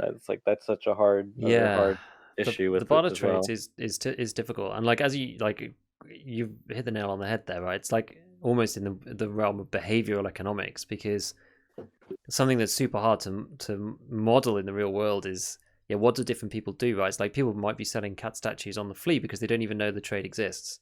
Like there's a Mhm. lot of inefficiency within the barter trade system, where people are selling components for. I mean, this used to be super, well, not abused, but taken advantage of by people who knew the barter trades, who'd go and hoover up all of the various things off the flea, because people either didn't know about the barter trades or couldn't be bothered, and they just like hoover all Mhm. that stuff up and then do the barter trade and then sell the resulting item on the flea market for higher. But clearly you can't do that anymore, so now you just have to get your items of value, and except in situations like you're saying, where you can then go and on sell it back to a trader and make some direct money. But I think like a lot of the time people just forget. Like I'm actually not that hot on barter trades. I've always forget about which one's which. Like I've got the ones that I know in my head, but I definitely don't know them all off the top of my head. So if I'm like looking around for stuff, I will forget that certain items are for certain barters or whatever. And sometimes I just can't be bothered. I don't have the time necessarily to look into it. I'm like, well, rather than spending 15 minutes on the flea, going and gathering a load of other stuff and then picking up this trade or whatever, it's just like, oh, I just wanted to Yeah. sell all my junk and then get into another raid. Yeah, it's like, honestly, there's so much the downtime in Tarkov is also just kind of it just sucks some of the fun out of the game because like you said, you have to, like, sit there and list everything on the flea market. Then it's like, all right, I got all my timers set up for trader reset so I can get this good ammo at a really good price. It's like all these like little min-maxing things that are just like you're just clicking through fucking menus to be efficient with your time and money. I don't know. It's just kind of Yeah, a and the hideout itself too, as well. If you're like doing, yeah. moonshine scav runs or whatever to try and get like the streamer items, and then you've got to sell Hmm. all of those bits, and you've got your water filter going off, and the bitcoins to come and take every now and then some whatever it is in the workbench, and then refilling your generator. There's a lot of stuff to have to actually do that's just mechanical. I agree with Yeah, that. There's definitely a lot of like mechanical stuff that you just have to click the buttons and spin the wheel to get the things to happen if you want to be efficient and economic sure. as a player, which I can't help myself but be. Some of us are just cursed. It's just the way we are. Yeah, It's a double edged sword. It's definitely a double edged sword. It is good yeah, in some ways, but it's yeah. I can't. I probably get a bit more lazy after I end up with a certain amount of stash value, which is good because it means I end up playing more of the actual game. I think there's certain weapons. It's like the MP5 SD that I was using quite a lot recently, which is hmm awesome. But one of the best things about it is that you just buy it off Peacekeeper 2 and right. then slap a sight on, and that's it. You're good to And you're go. good to Yeah, go, and you don't have to sit there modding an M4 for 15 yeah, minutes because you're looking at this one bit and then you didn't buy the right buffer tube and you have to go and get that other one. And yeah, it's quick to get stuff set up. I think like nowadays I put a huge premium on having certain things in my inventory so that I can just alt click click click click click click click and get a loadout set up. Because yeah, like for sure. I used to love the setting up way more than I do, because after you've done it for a certain amount of time, then you're like, Gets I've done old. so much of this. Like Yeah. now I know what I want to have on my guy. I just want to be playing. Um, yeah, that's cool. Yeah. What like so? But you're not playing at all then at the moment. No, not playing at all. I've started not being lazy and collecting my bitcoins and fueling my generators. Mm-hmm. So there's some prep work to play again, but I don't know. It's really hard because, like you said, once you reach that point where I could run, I feel like I could just run Chad gear for a very long time Yeah. and not have to worry about money. And I've already done that before, and it was fun, but it was at the same time it just got old very quick, because personally I just don't find the gameplay like at the high end that fun. I mean, it's just kind of whoever peaks properly and gets the right desync, or whoever lands the headshot first. Like I don't know, it kind of feels like a coin flip sometimes. Not always, but Yeah, sometimes. sometimes. I think that's why the top level people get really frustrated about desync and those other issues, because all the rest of the game is finished. And that's the only thing that's left to do, is to fight other top tier people with the top tier kit. Hmm. And then the problems with the game kind of appear. I think like people like, and this is why Nikita disappeared off Reddit for a while, right? It's like people give the game a really hard time. And I think a lot of people forget how good actually it is. Like the game is really good. At least I think so anyway. I think the game is super good. I think Tarkov is awesome. But once you kind of once the game has kind of been taken for granted, so to speak, because you've played so much of it, or you're at the top end of progression, you've then kind of like not got what kept you in the first place there, and all there is to focus on is the top level fights and the issues that come Hmm. with it, where probably some of the weakest parts of the game are those high level fights, because it doesn't feel, it doesn't play as seamlessly as Call of Duty would, um, or CS:GO or whatever, right? Where like you're not Sure. quite sure whether you've whether it's desync, or whether it's lag, or whether it's a hacker or something, and those issues really then come to a head at the top, because it's all people have to think about anymore.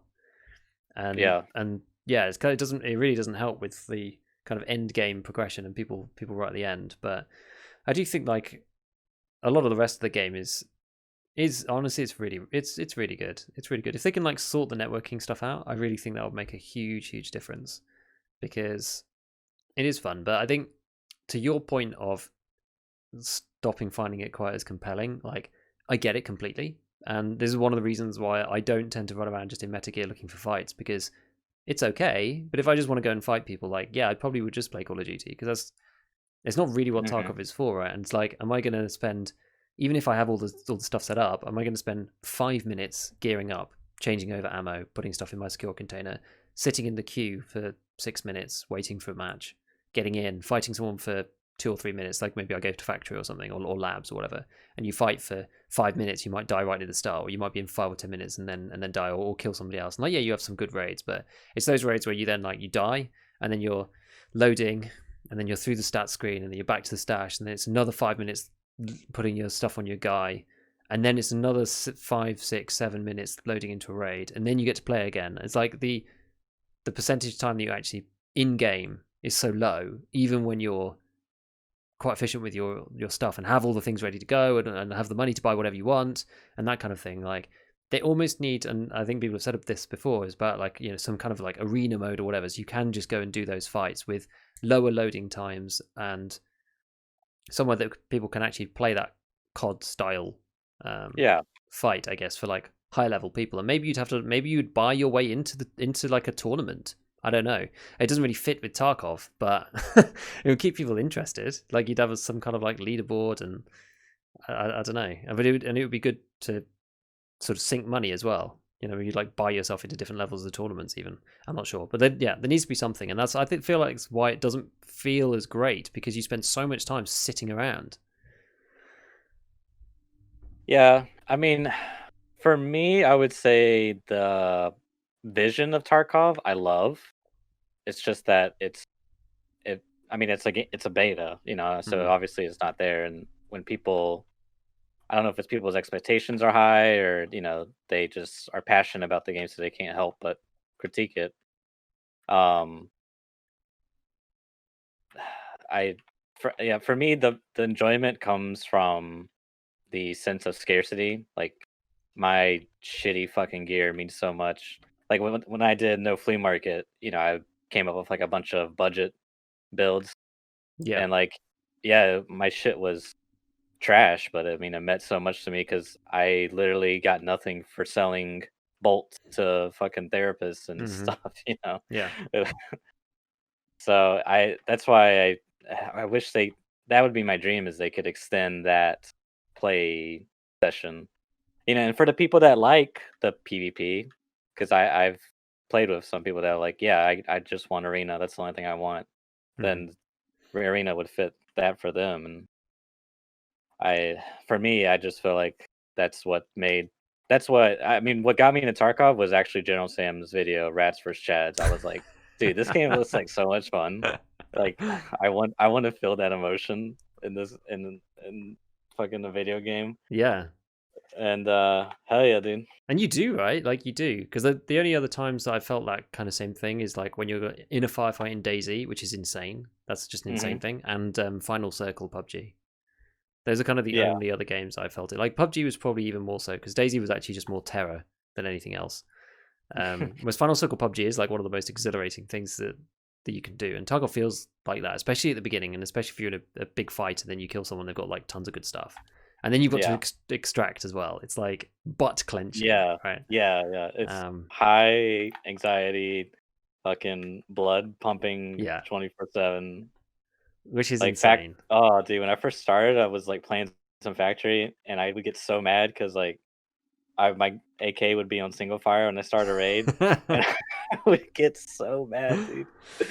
Or I would die instantly off the spawn. I was like, "What? There's a guy that spawns there," and it's Yeah. like, That's and actually like then you just randomly reminded me of like one of the small quality of life things that I really, really wish they would change is the ability to like edit the guns things before you enter. Like being able to turn the lasers on and off or yeah, switching that the would be fire nice. mode. Like it Yeah, sucks so much to not be able to change that before you go into a raid. It's so annoying. Especially when all the yeah, spawns are so close to each other.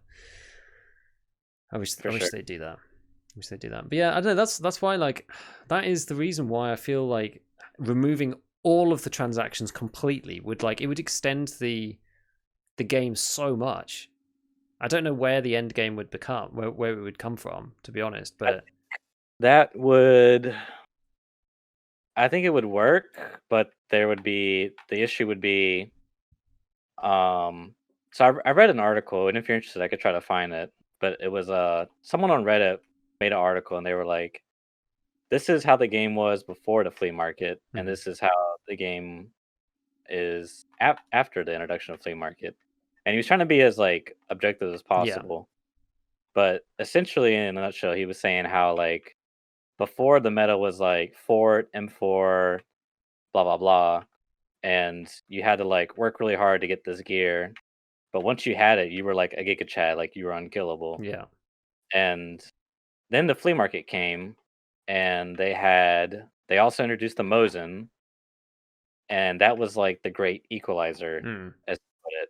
So there could be this Giga Chad coming at me, but I have this like $35,000 gun, and I can just one tap him, and now we're on like an equal playing field, and you know what I mean. Yeah, And it was interesting because it was like such a because think about it, if in some ways like how you were saying with like Diablo or something, and again, I'm not too familiar with that type of game, but you have like, a level 1 Diablo character versus like a level 80 Diablo character. Like there's no way yeah. I mean, you, you there's no chance, right? yeah. Whereas in Tarkov it's like, well, I don't know. Yeah, it's like exactly. I mean, it's much more equal. The games are very different, but that's the thing. I Especially like if you add in had. the flea market. Sorry. What were you saying? I was just gonna add, especially when you add in the flea market, like a level 10 versus a level 70 or whatever. Yeah, Because really, what the only thing that separates them is just his arbitrary extra stats. You know, yeah, and like obviously those things are important. The recoil reduction and endurance and whatever are important. But yeah, ultimately sure, it's the bullets, right? Bullets in this game are the thing that kill people. sure, yeah, And yeah, when you can access that on the flea, you can buy SMB or 7N1 for the Mosin, then it kind of yeah, it equalizes the game quite a lot. But I'm just not sure. Like yeah, before the flea was introduced, the traders were still there, obviously, and so that's why it was the way it was, right? I just wonder if you took the fleet and the traders out completely, how many people would actually be going around like Giga Chad? I actually don't even know. I don't even know how you would get to that point. mm, I'm not even sure. probably the most efficient way, or the way to abuse the system would be to get a labs key card, Yes. go run labs. Yeah, and And get get the raider stuff. yeah. That's what I was Or thinking too. reserve. Or Yeah. reserve, and go for bosses or whatever. Yeah. Yeah. Which may not be a bad thing in of itself, but that would just be the most obvious thing I could think of right off the bat. Yes, and then, to be honest, that's kind of like the deal now, right? Because it's like the only place you can get find and raid stuff off people is scavs and raiders. Mhm. You're including the bosses, because other people you can't sell their stuff now, and so it's made the raiders really valuable and bosses really valuable. But yeah, so you'd have some people with like raider gear, but how many people would actually be doing that? I'm just not sure. I'm not sure. Like there would be some, obviously, and they would be higher than everyone else. But like, yeah, I guess if you have labs that's open, I mean, you'd need to make labs, but you wouldn't be able to buy labs cards. You'd have to find them Right. as You wouldn't be able to well. buy them. Yeah. And so labs would then be quite scarce to actually go into. That would ruin it because there'd be no one playing it, I don't know. I don't know either. I will say though, you and I have a very similar idea. Our like how we reach that is just slightly different. Like on one hand, you say just remove the flea market traders, whereas I would suggest more make the traders your main like I don't know, the main buyer and seller of goods. Just make them reflect the market more accurately.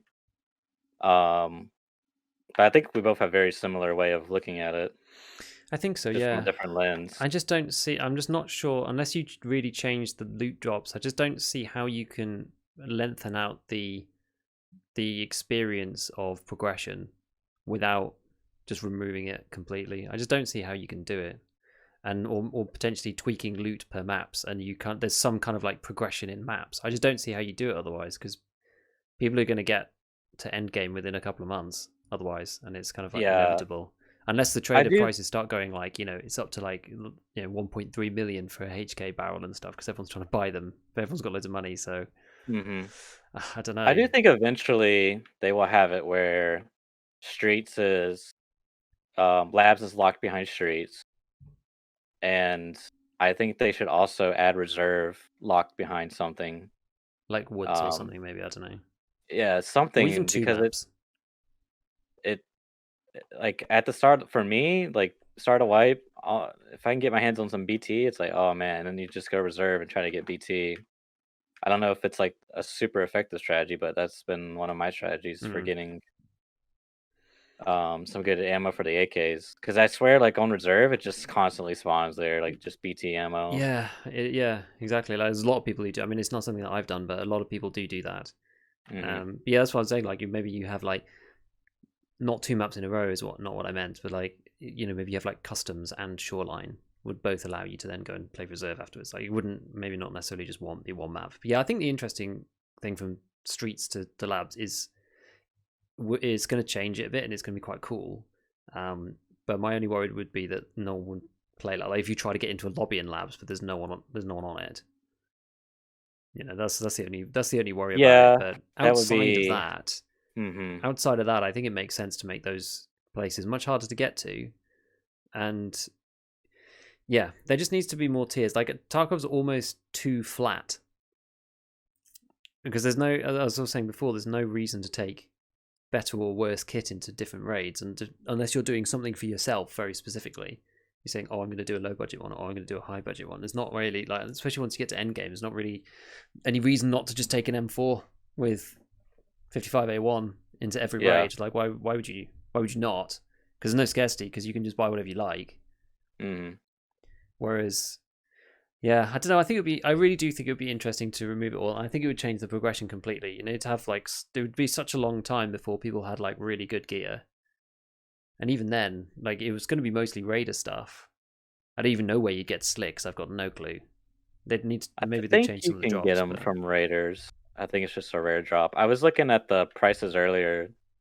Um, like killer armor was like 250,000, which is, I mean, it's not cheap, but it's it's not. not that much for what it is. Yeah, yeah, for what it is. You remember when he used to spawn with no armor or like Yeah, they did that for a bit, shitty didn't they? armor? And then everyone was like, Yeah, "Why have you done this? You've like broken killer," and then they put it back.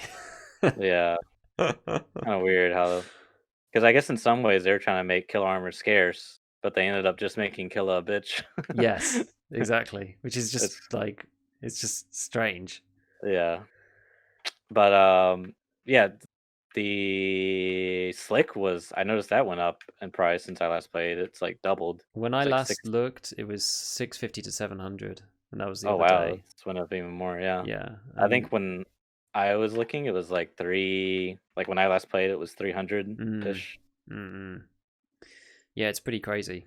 It's pretty crazy. I mean, I think it's quite clearly the best armor, and so that's why people are so desperate to get it, and people have so much money now at this point in the wipe that there's no reason. Well, there's a reason why it just goes up so high because there's not that many of them. Like finding raid slicks typically come from the quests, I think, and then the occasional raider, I would imagine.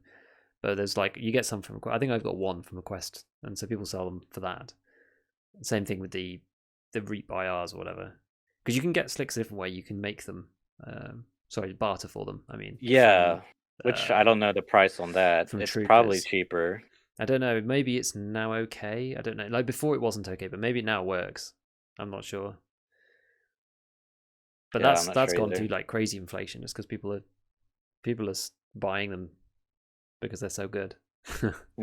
Yeah. Yeah, I don't know. I'm really tempted. I'm really tempted to play like a hardcore character. I am. Like I think I haven't quite finished Kappa yet. I'm nearly there. And once I do that, I think I might start at the hardcore character. I think it'd be really cool. Yeah, Really it's cool. definitely. Yeah, I you would. I think you'll like it. I mean, It's just it's kind of like I use what you get. yeah, I really bitched out because I didn't want to hatchet run. I was just like, man, I might end up 2 weeks just trying to get a fucking pistol. Yeah, that was my I fear. know what you mean. I don't think I don't think it'd be too bad though, would it? Because if you know where the weapons crates are and stuff, you can go and just like run them until you find something. Yeah, and people generally don't contest stuff like that, so Maybe not now. Yeah, exactly. yeah, 'Cause people aren't really bothered about like the stock SKS that you get in those things half the time, or yeah, TOS or whatever. So maybe it'll be okay. I don't know. I'm very yep. very tempted. I'm very very tempted to do it after this. I've got the guide to finish, and then 2 items quests, and then I'll have it. Oh, I'll have okay. Kappa. So I'm pretty close. And then I might do it because I think it'd be cool. But I think it would be a lot better if everyone was doing it. I really do. I think like Yeah, even if they I didn't change the agree. game completely, I still think that they should have a mode. Not that many people would play it, I don't think. But I think they should have a mode that's like a hardcore mode that you could actually choose and have a separate character. You only play with other people on hardcore. And I know they don't want to split the player base, but I think there's enough people. I think there's enough players who'd want to do it. Maybe you'd unlock Yeah, it after you got Kappa or something. I don't know. I mean, they said in the most recent podcast that the flea market's here to stay, but then they also said we can test a no flea market thing, and I mean, I would 100% test it, but I just think without removing the traders, I think it's pointless. yeah, I actually think I it's also as see pointless. that as well. I don't see any point. Like it all that does is just widen the gulf between you and new player or starter players and endgame players. Like it would make literally if they removed the flea, it would make very little difference to me at this point. But in some ways, the traders are the progression in the game. Yeah, exactly. Which is why I kind of think that the progression should be like what you find and your accumulation of stuff as you Oh, I replace your see. bad stuff with good stuff. It's Yeah. like you don't need to, in RPG games you don't need to like the good stuff that you get in those games is always the things that you find out on bosses, rare monsters, whatever, right? Like the stuff that gets sold in town is all of the basic crap. Like maybe the traders are there, but you can buy like a PM pistol, the basic SKS, the one that doesn't mount a scope. You can Mhm. buy an AKMS, and maybe a few other bits, right, just to get you started. But like all the high level stuff, get that stuff out of the traders, remove it completely. Like basically anything from level 2 and up, just get rid of it. Is my is my really extreme idea. Just get rid of all that stuff, so you can maybe you can buy something from them. You can buy like food or basic meds or whatever. But I think too, the would there be any reason to do quests at that point? No, but the quests suck. Yeah, they do. The quests are awful. So maybe you change the quests to be like people are saying, like you have daily tasks instead. Maybe you don't have these longer. Maybe you keep some of the quests, but they're kind of like on a cycle where you have to go and get so many PMC kills on this map, and then when you do that, you get a reward of something that you can't get in the trader system, something like that. And then they're less fixed. Or maybe you keep some of the quests, and they give you items that you wouldn't be able to buy otherwise. You'd only be able to do them once, which would kind of suck. Which is why I was thinking like maybe more like a daily tasks thing, or like the quest comes back after a certain amount of time. I don't know. I just feel like progression could be done in a different way outside of the traders. I feel like the quests and the trader progression in and of itself is just really arbitrary, and it doesn't feel that rewarding. It's like, oh, now I can just buy this item forever. I don't feel great about it. Like it's better than having to pay stuff on the flea when you're first going through, but at the same time, it's kind of like, I don't know. Oh yay! I got an SKS, or not an SK, a fucking Saiga, and a couple mags. Yay! Yeah, it just kind of makes. I just feel like it makes it a bit more boring as well. Yeah, it just makes it more boring. Like, yeah, if you were going to do a quest and it's like, well, you can't buy this thing on the trader, but he's going to give you, I don't know, like an SVD or something. You'd be like, hell's yeah, I'm going to go do that quest to get this SVD because I don't have one of those, or it's really hard to get them, or whatever. I don't know. I don't really like the traders. I think maybe that's that's my fundamental takeaway. I'm just not really a fan of the traders. I don't really like the system. I don't think it's very good. I don't think it's very good for progression, and it just removes all semblance of having to do anything in the end game. It makes the game dull. I don't know. Yeah, I don't know either. I think it'd be interesting to test. And I don't think newer players would really find the game that much different if you had all the access to all the level 1 trader stuff, and then after that it was just what you find. I think it would level the playing field enormously. When I first started playing, the only reason I did quests was because Pastelli said you should do your quests to get higher level, Yeah. so you can get max traders, so you can buy all this gear. I don't know if he mentioned that part, but I knew like XP, because back then you only need level 5, so you could just do a couple quests. Yeah. But yeah, the traders really do. Yeah, traders are kind of fucked. There's even like this is why I think if they end up keeping traders, they need to have it more dynamic. Because like the AK, what is it, like the M4? The M4's got like the buffer tube. Yeah. Well, you can get an AK buffer tube, right? Yeah, there's like a converter. Yeah. Yeah. But it's useless in my opinion. It's completely irrelevant because you end up paying more for less stats once you like try to mid max. Yeah, exactly. Because the AKs have higher base recoil, and so the attachments for them have higher modifiers to compensate for that. So you end up with something like the Zukov on the fixed stocks, which is way better than any of the AR-15 stocks. And then you have the PT3 and the PT1, or whatever they're called, for the normal 545 ones, which are better than, I think they're even better than like the HKE1. So there's really there's no point. There's no point doing it. Yeah, they would have to make the buffer tube really high stat wise, or make it basically free or something. I don't know. Yeah, because I'm pretty sure the base AK stock and the butt pad is like more stats than what you could ever get. Because they're quite good, right? Buffer tube. Yeah, it's actually okay, and I think that's partly the problem, right? Is that the buffer tube. I can't remember if the buffer tube has any stats on it for the AK because I never ever use it and never look at them. But that's the problem with the ones for comparing those stocks, is that like things like the Magpul, the MOE carbine, or like the HKE1 or the bus, or whichever one that you're using, one of the top ones, they're all supposed to go on basically onto the SI tube, which has got -4%, and so that compounds to make them really good. So if you don't have that buffer tube, the SI advanced, then they're all pretty mediocre. I mean, the Zukov's an almighty monster anyway for the AKM. It's like way higher. It's like way higher than all the rest. But yeah, it's weird because it means that there's no point using it at all.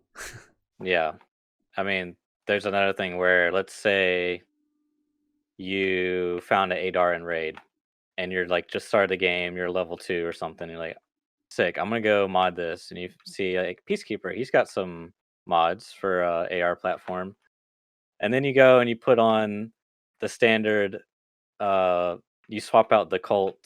What is it? The wooden stock and the wooden handguard for like the ones Peacekeeper sells, which are basically Yeah, the M4 stock ones, which yeah. are less stats than the The high standard one and the basic pistol grip, and you're like, huh? This is yeah worse. yeah, it doesn't make any sense. Yeah, it's pretty silly. It's pretty silly. But I feel like it would be quite cool because there's a couple of things that I find in raid that are actually decent. Right, there's one stock. I think it's which is it? The CTR. I think it's the CTR for the AR-15s. Yeah. And that one is only found in raid.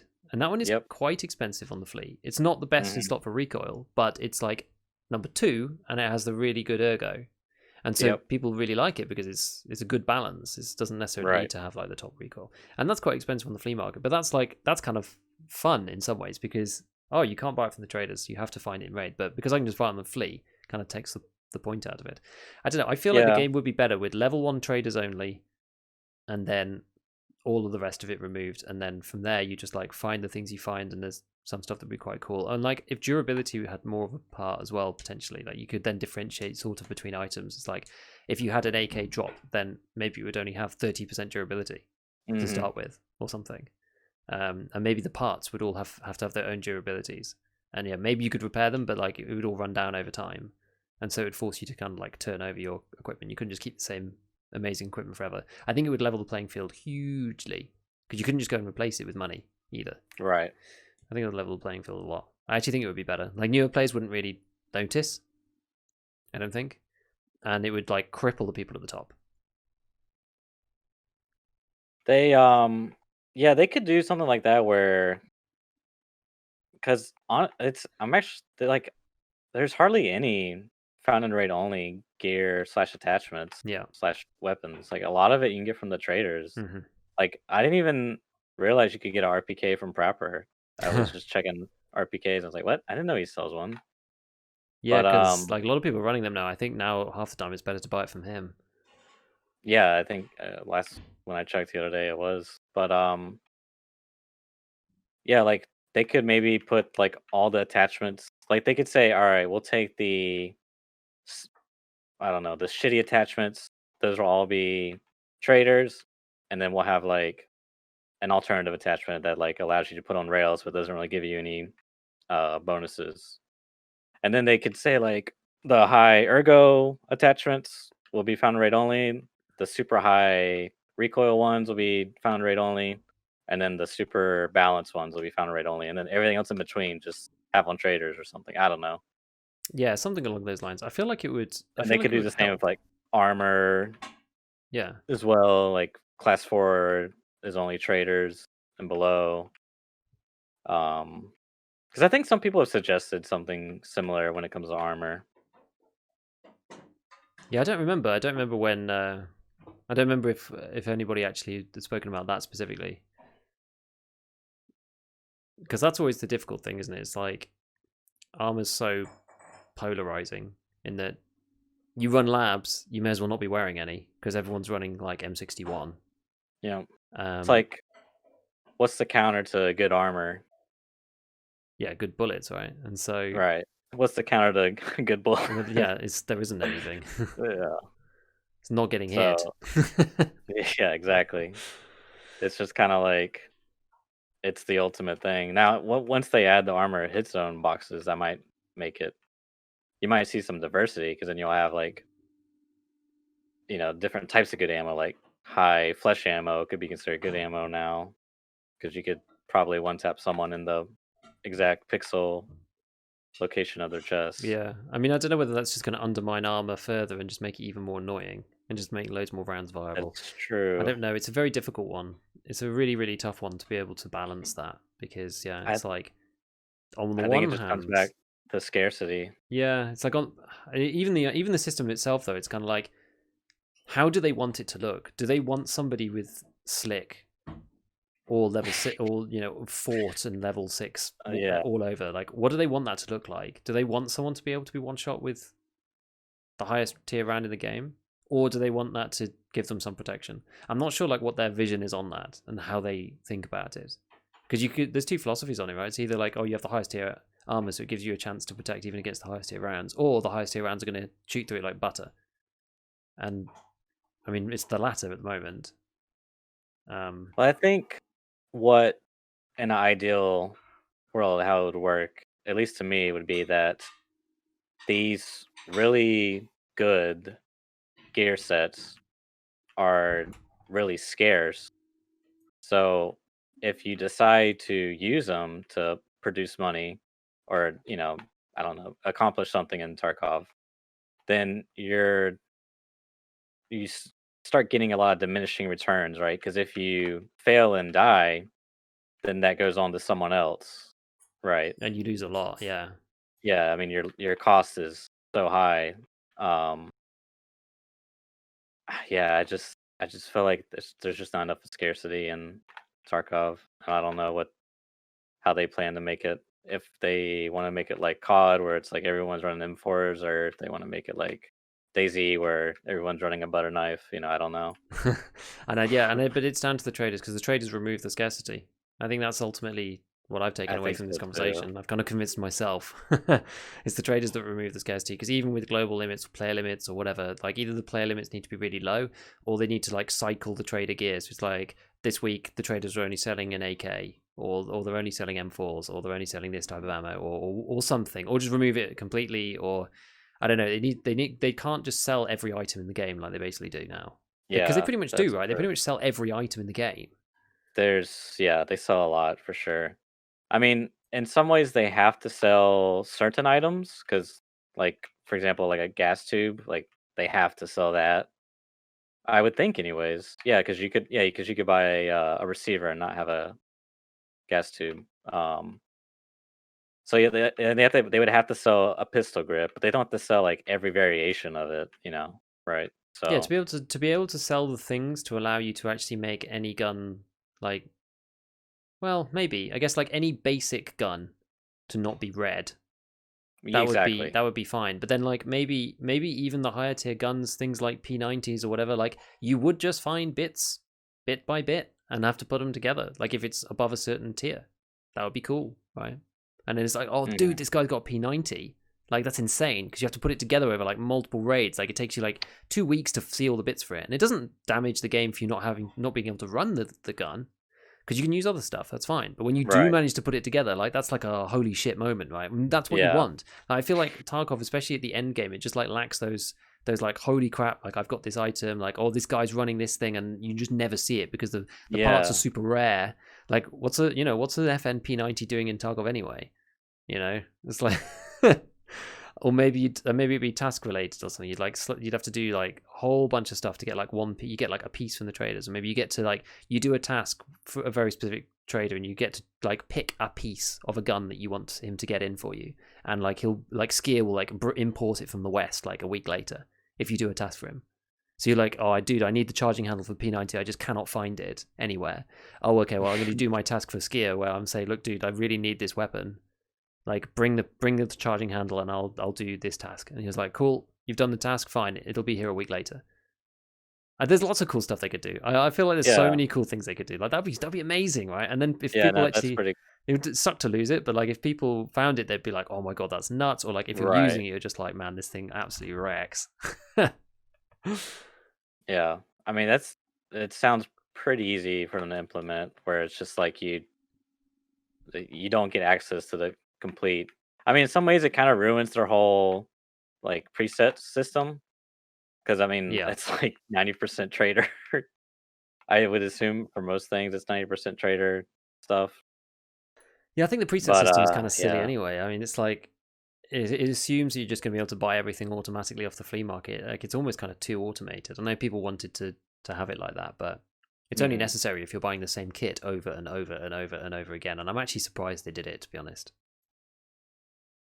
Yeah, it's probably one of those quality life things Yeah, that I got think so. requested. And like, especially, I guess that's true. And especially like the state that the game is in right now, if they thought, well, we'll just put the preset system together so people can like play the game as it is right now more easily. Like maybe it's not how it's supposed to be later on, and it might just become redundant if we make certain changes. But right now, people want it, and the game's not going to be changing in that way for a year, 2 years, or whatever. So we'll put it in and then keep people playing. Could be like that. Yeah, we'll have to see. I mean, I'm always rooting for them. I like BSG. I like that they're involved with the community. Like, um, I wish them the best. It's just I just hate to see what I see as like wasted potential. For me, it's just I don't enjoy the game. I don't know if it's me just being over negative or whatever the case may be, but it's just that first like wipe. Oh man, it's so much fun, But past that, it's like I was planning to do Kappa, but I just like you said, the quests suck. Like I don't want to sit on customs waiting for 100-meter headshots. Yeah, it does Yeah, get a bit tiring. I have to it's say. just you have to completely change the way you play, and you know, it's not like it's not like fucking what 4 or 5 extra slots, whatever. Epsilon what was it, Epsilon 8, so Kappa's 12. Yeah, Extra like 4 slots is I mean, gonna change my life. it doesn't even matter, right? It's not even Yeah, for that. It's just the kudos of actually doing it. yeah. So yeah. I hope it changes for the better. I mean, they've got so many things they could do, and the vision is really cool with like a world map and all this stuff. But I just don't know, Mhm. like given the way it's going and the amount of fighting they've done against RMT and against hackers, I just don't see how they're going to do it. I just don't. I really really hope they do. It could be Yeah, same. it could be insane. It could be absolutely insane if they do it right. And I do feel like there's some smaller things that they could change, especially things around the quest system. Like I don't see why that's so hard for them to fix. Like certain things are really hard for them to deal with, like just general networking and like desync and all that kind of stuff. Like that's not easy. And the hackers thing and whatever is not easy. But I feel like some of the basic stuff about the game, like the quest systems and things, they could really change and make it better. Um, and even just stuff about like the lore, because there's like I tried looking into the lore of Tarkov, and there's like some stuff, and there's new paper cuttings, and they did loads of stuff like a couple of years ago before I played, which I went and like dug up about, and they're gonna have this whole story mode and whatever. But I think that they should like people are not excited about that now. I think people were looking around from old forum posts, but people are just not excited about it anymore because they just don't really talk about it that much, and they're so involved in like making the game and making it like playable and making it cheater free. Like maybe it's just because it blew up in popularity so quickly. But I feel like maybe they've kind of like lost sight of a bit of like the mystery that they were trying to bring in the first place. It's become kind of just like the game, and the game is kind of the end of all of it. Like losing sight of like the fact that there's going to be single player or whatever. Like maybe I'm completely wrong, and they're working on all that stuff in the background. But like they're trying to. I guess they're trying to flesh out all the maps first.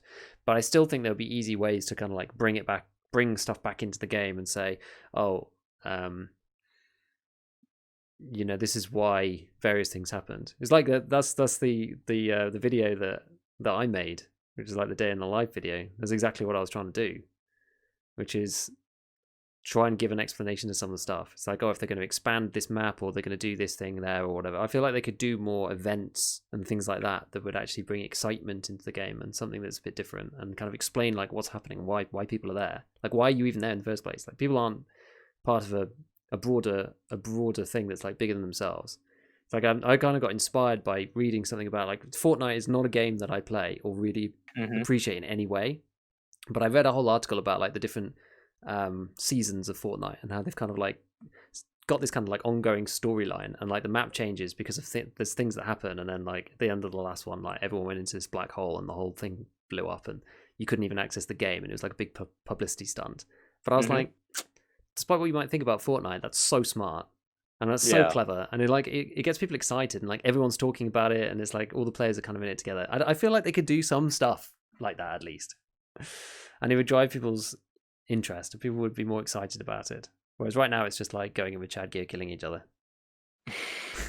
Yeah. I think that they would if they could. Yeah, I feel like between, like you said, the cheaters, RMTers, the the new content, I mean, yeah, I just feel like they're so far spread out. Like Hmm.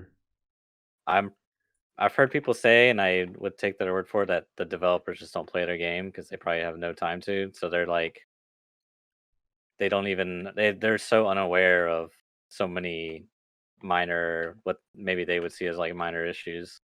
Yeah, Um, and I think it's like it's made more difficult by the fact that you do have to play a decent amount to get all of the issues of what it's like being a player. Because I know Veritas has yeah. spoken a lot about that before, but their Hmm. devs claim they're not playing and like, or not playing enough to kind of like be a part of the actual player base to know or understand the issues that people have with various things with the game. I do think they work pretty hard, so maybe they're just overworked and have lost a bit of the vision. I'm not sure. I don't know. Yeah, I feel like what will end up happening is the game will be out, at some point, maybe like 2 years. They're just gonna say, okay, we're done with this project, we're moving on, and there will be compromises made, and I it feel may like not be what it ever was I feel like I envisioned to agree be. with you, and I unfortunately I think it'll look very much like it does now, with a Yeah, few more that's maps and maybe some kind of what labs I see gating as behind, well. yeah, labs gated behind streets or something. But I can't I can't imagine it's going to look that much different to how it does Yeah. at this point. I almost feel as well like when you've got a game that's so complicated, um, I can't imagine it's that difficult to fix. Sorry, that easy to fix even. Like these projects are always so much easier to start again than they are to continue to repair things that have been built on and built on and built on and built on. It's like anything, when you work on Hmm. something for 5 years, you like look back at what you've done and go, "Damn, I wish we did this that way," or "I wish we'd done X Y Z thing a Hmm. different way. It would have made our life so much easier." And then when you start another project, you're like, "Right, we'll use all the experience that we had on the old one and just we start again completely and we do it the way that we really should have done it to begin with." I'm sure there's elements of that in there. There must be. There has to be. Yeah, So I think it just makes it super hard for them to change stuff. Yeah, I just don't think it'll look that much different to the way it does now. I think Tarkov, as it is right this moment, is the game. I think, it's kind of how I feel.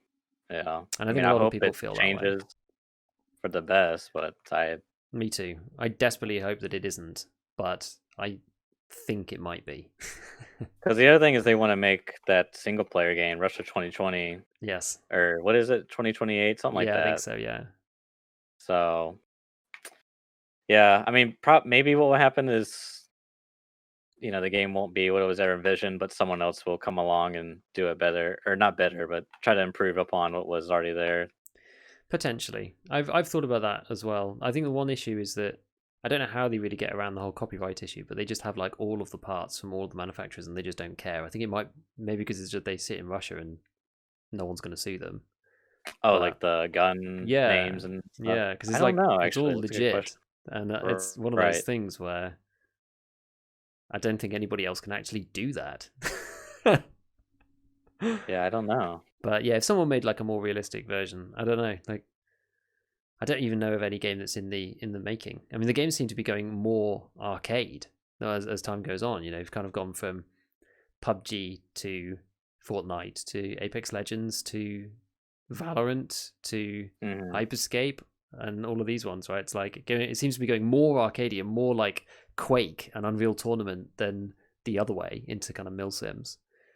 Um, Yeah, I mean, I would say to even further that point, this game is supposed to be hardcore, which is like such a niche thing. yeah. I guess you could say it's not very palatable to like a mainstream audience. Mm, Um, yeah. yeah, Yeah, it's an interesting one. Well, look, I hope it's gonna. I hope it works out. I hope it works out, and I hope they continue to be brave with testing things hmm, because they have to be. And some of the things that we've spoken about, I think would be cool to try, and we just need to try them. Like I'm really pleased they did the Find It Raid thing. As much as I wasn't so much of a fan of the system in the first place, we just need to see what it looks like.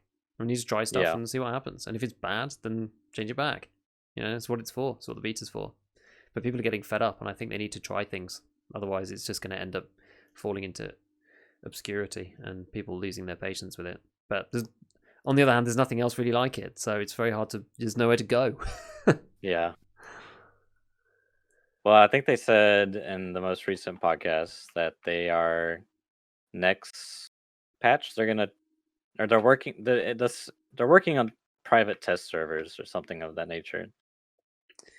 Like the framework's cool. already there. They just need to implement it. So that'll be cool. That could be cool. which is weird to say because it's a beta. So you're having test servers for a beta. That's the thing, because I guess that's like the elephant in the room, right? It's like it's not really a beta. It's probably the most polished beta I've ever played.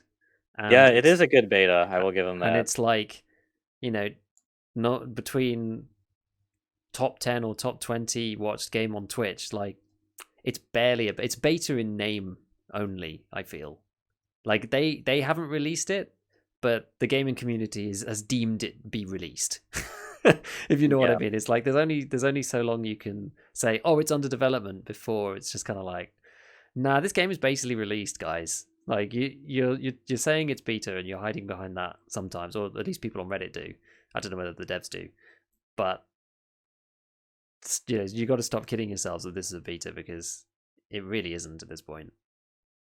Yeah, I mean, I would say that the massive player influx kind of like overshine the issues like of netcoding and stuff, because I mean that was, I don't want to say to be expected, but I mean a Russian game development company. Like I've played my fair share of Asian not Counter-Strike free to play clones.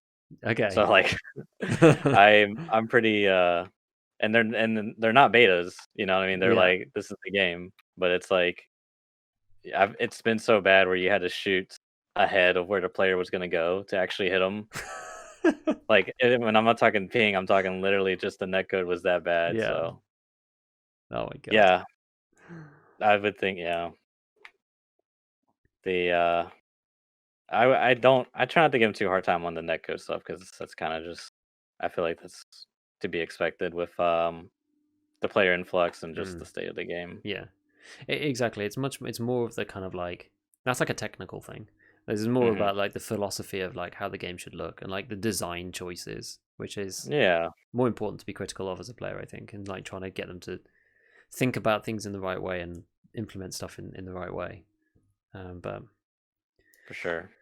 Yeah, we'll see. I guess we will see. We will see.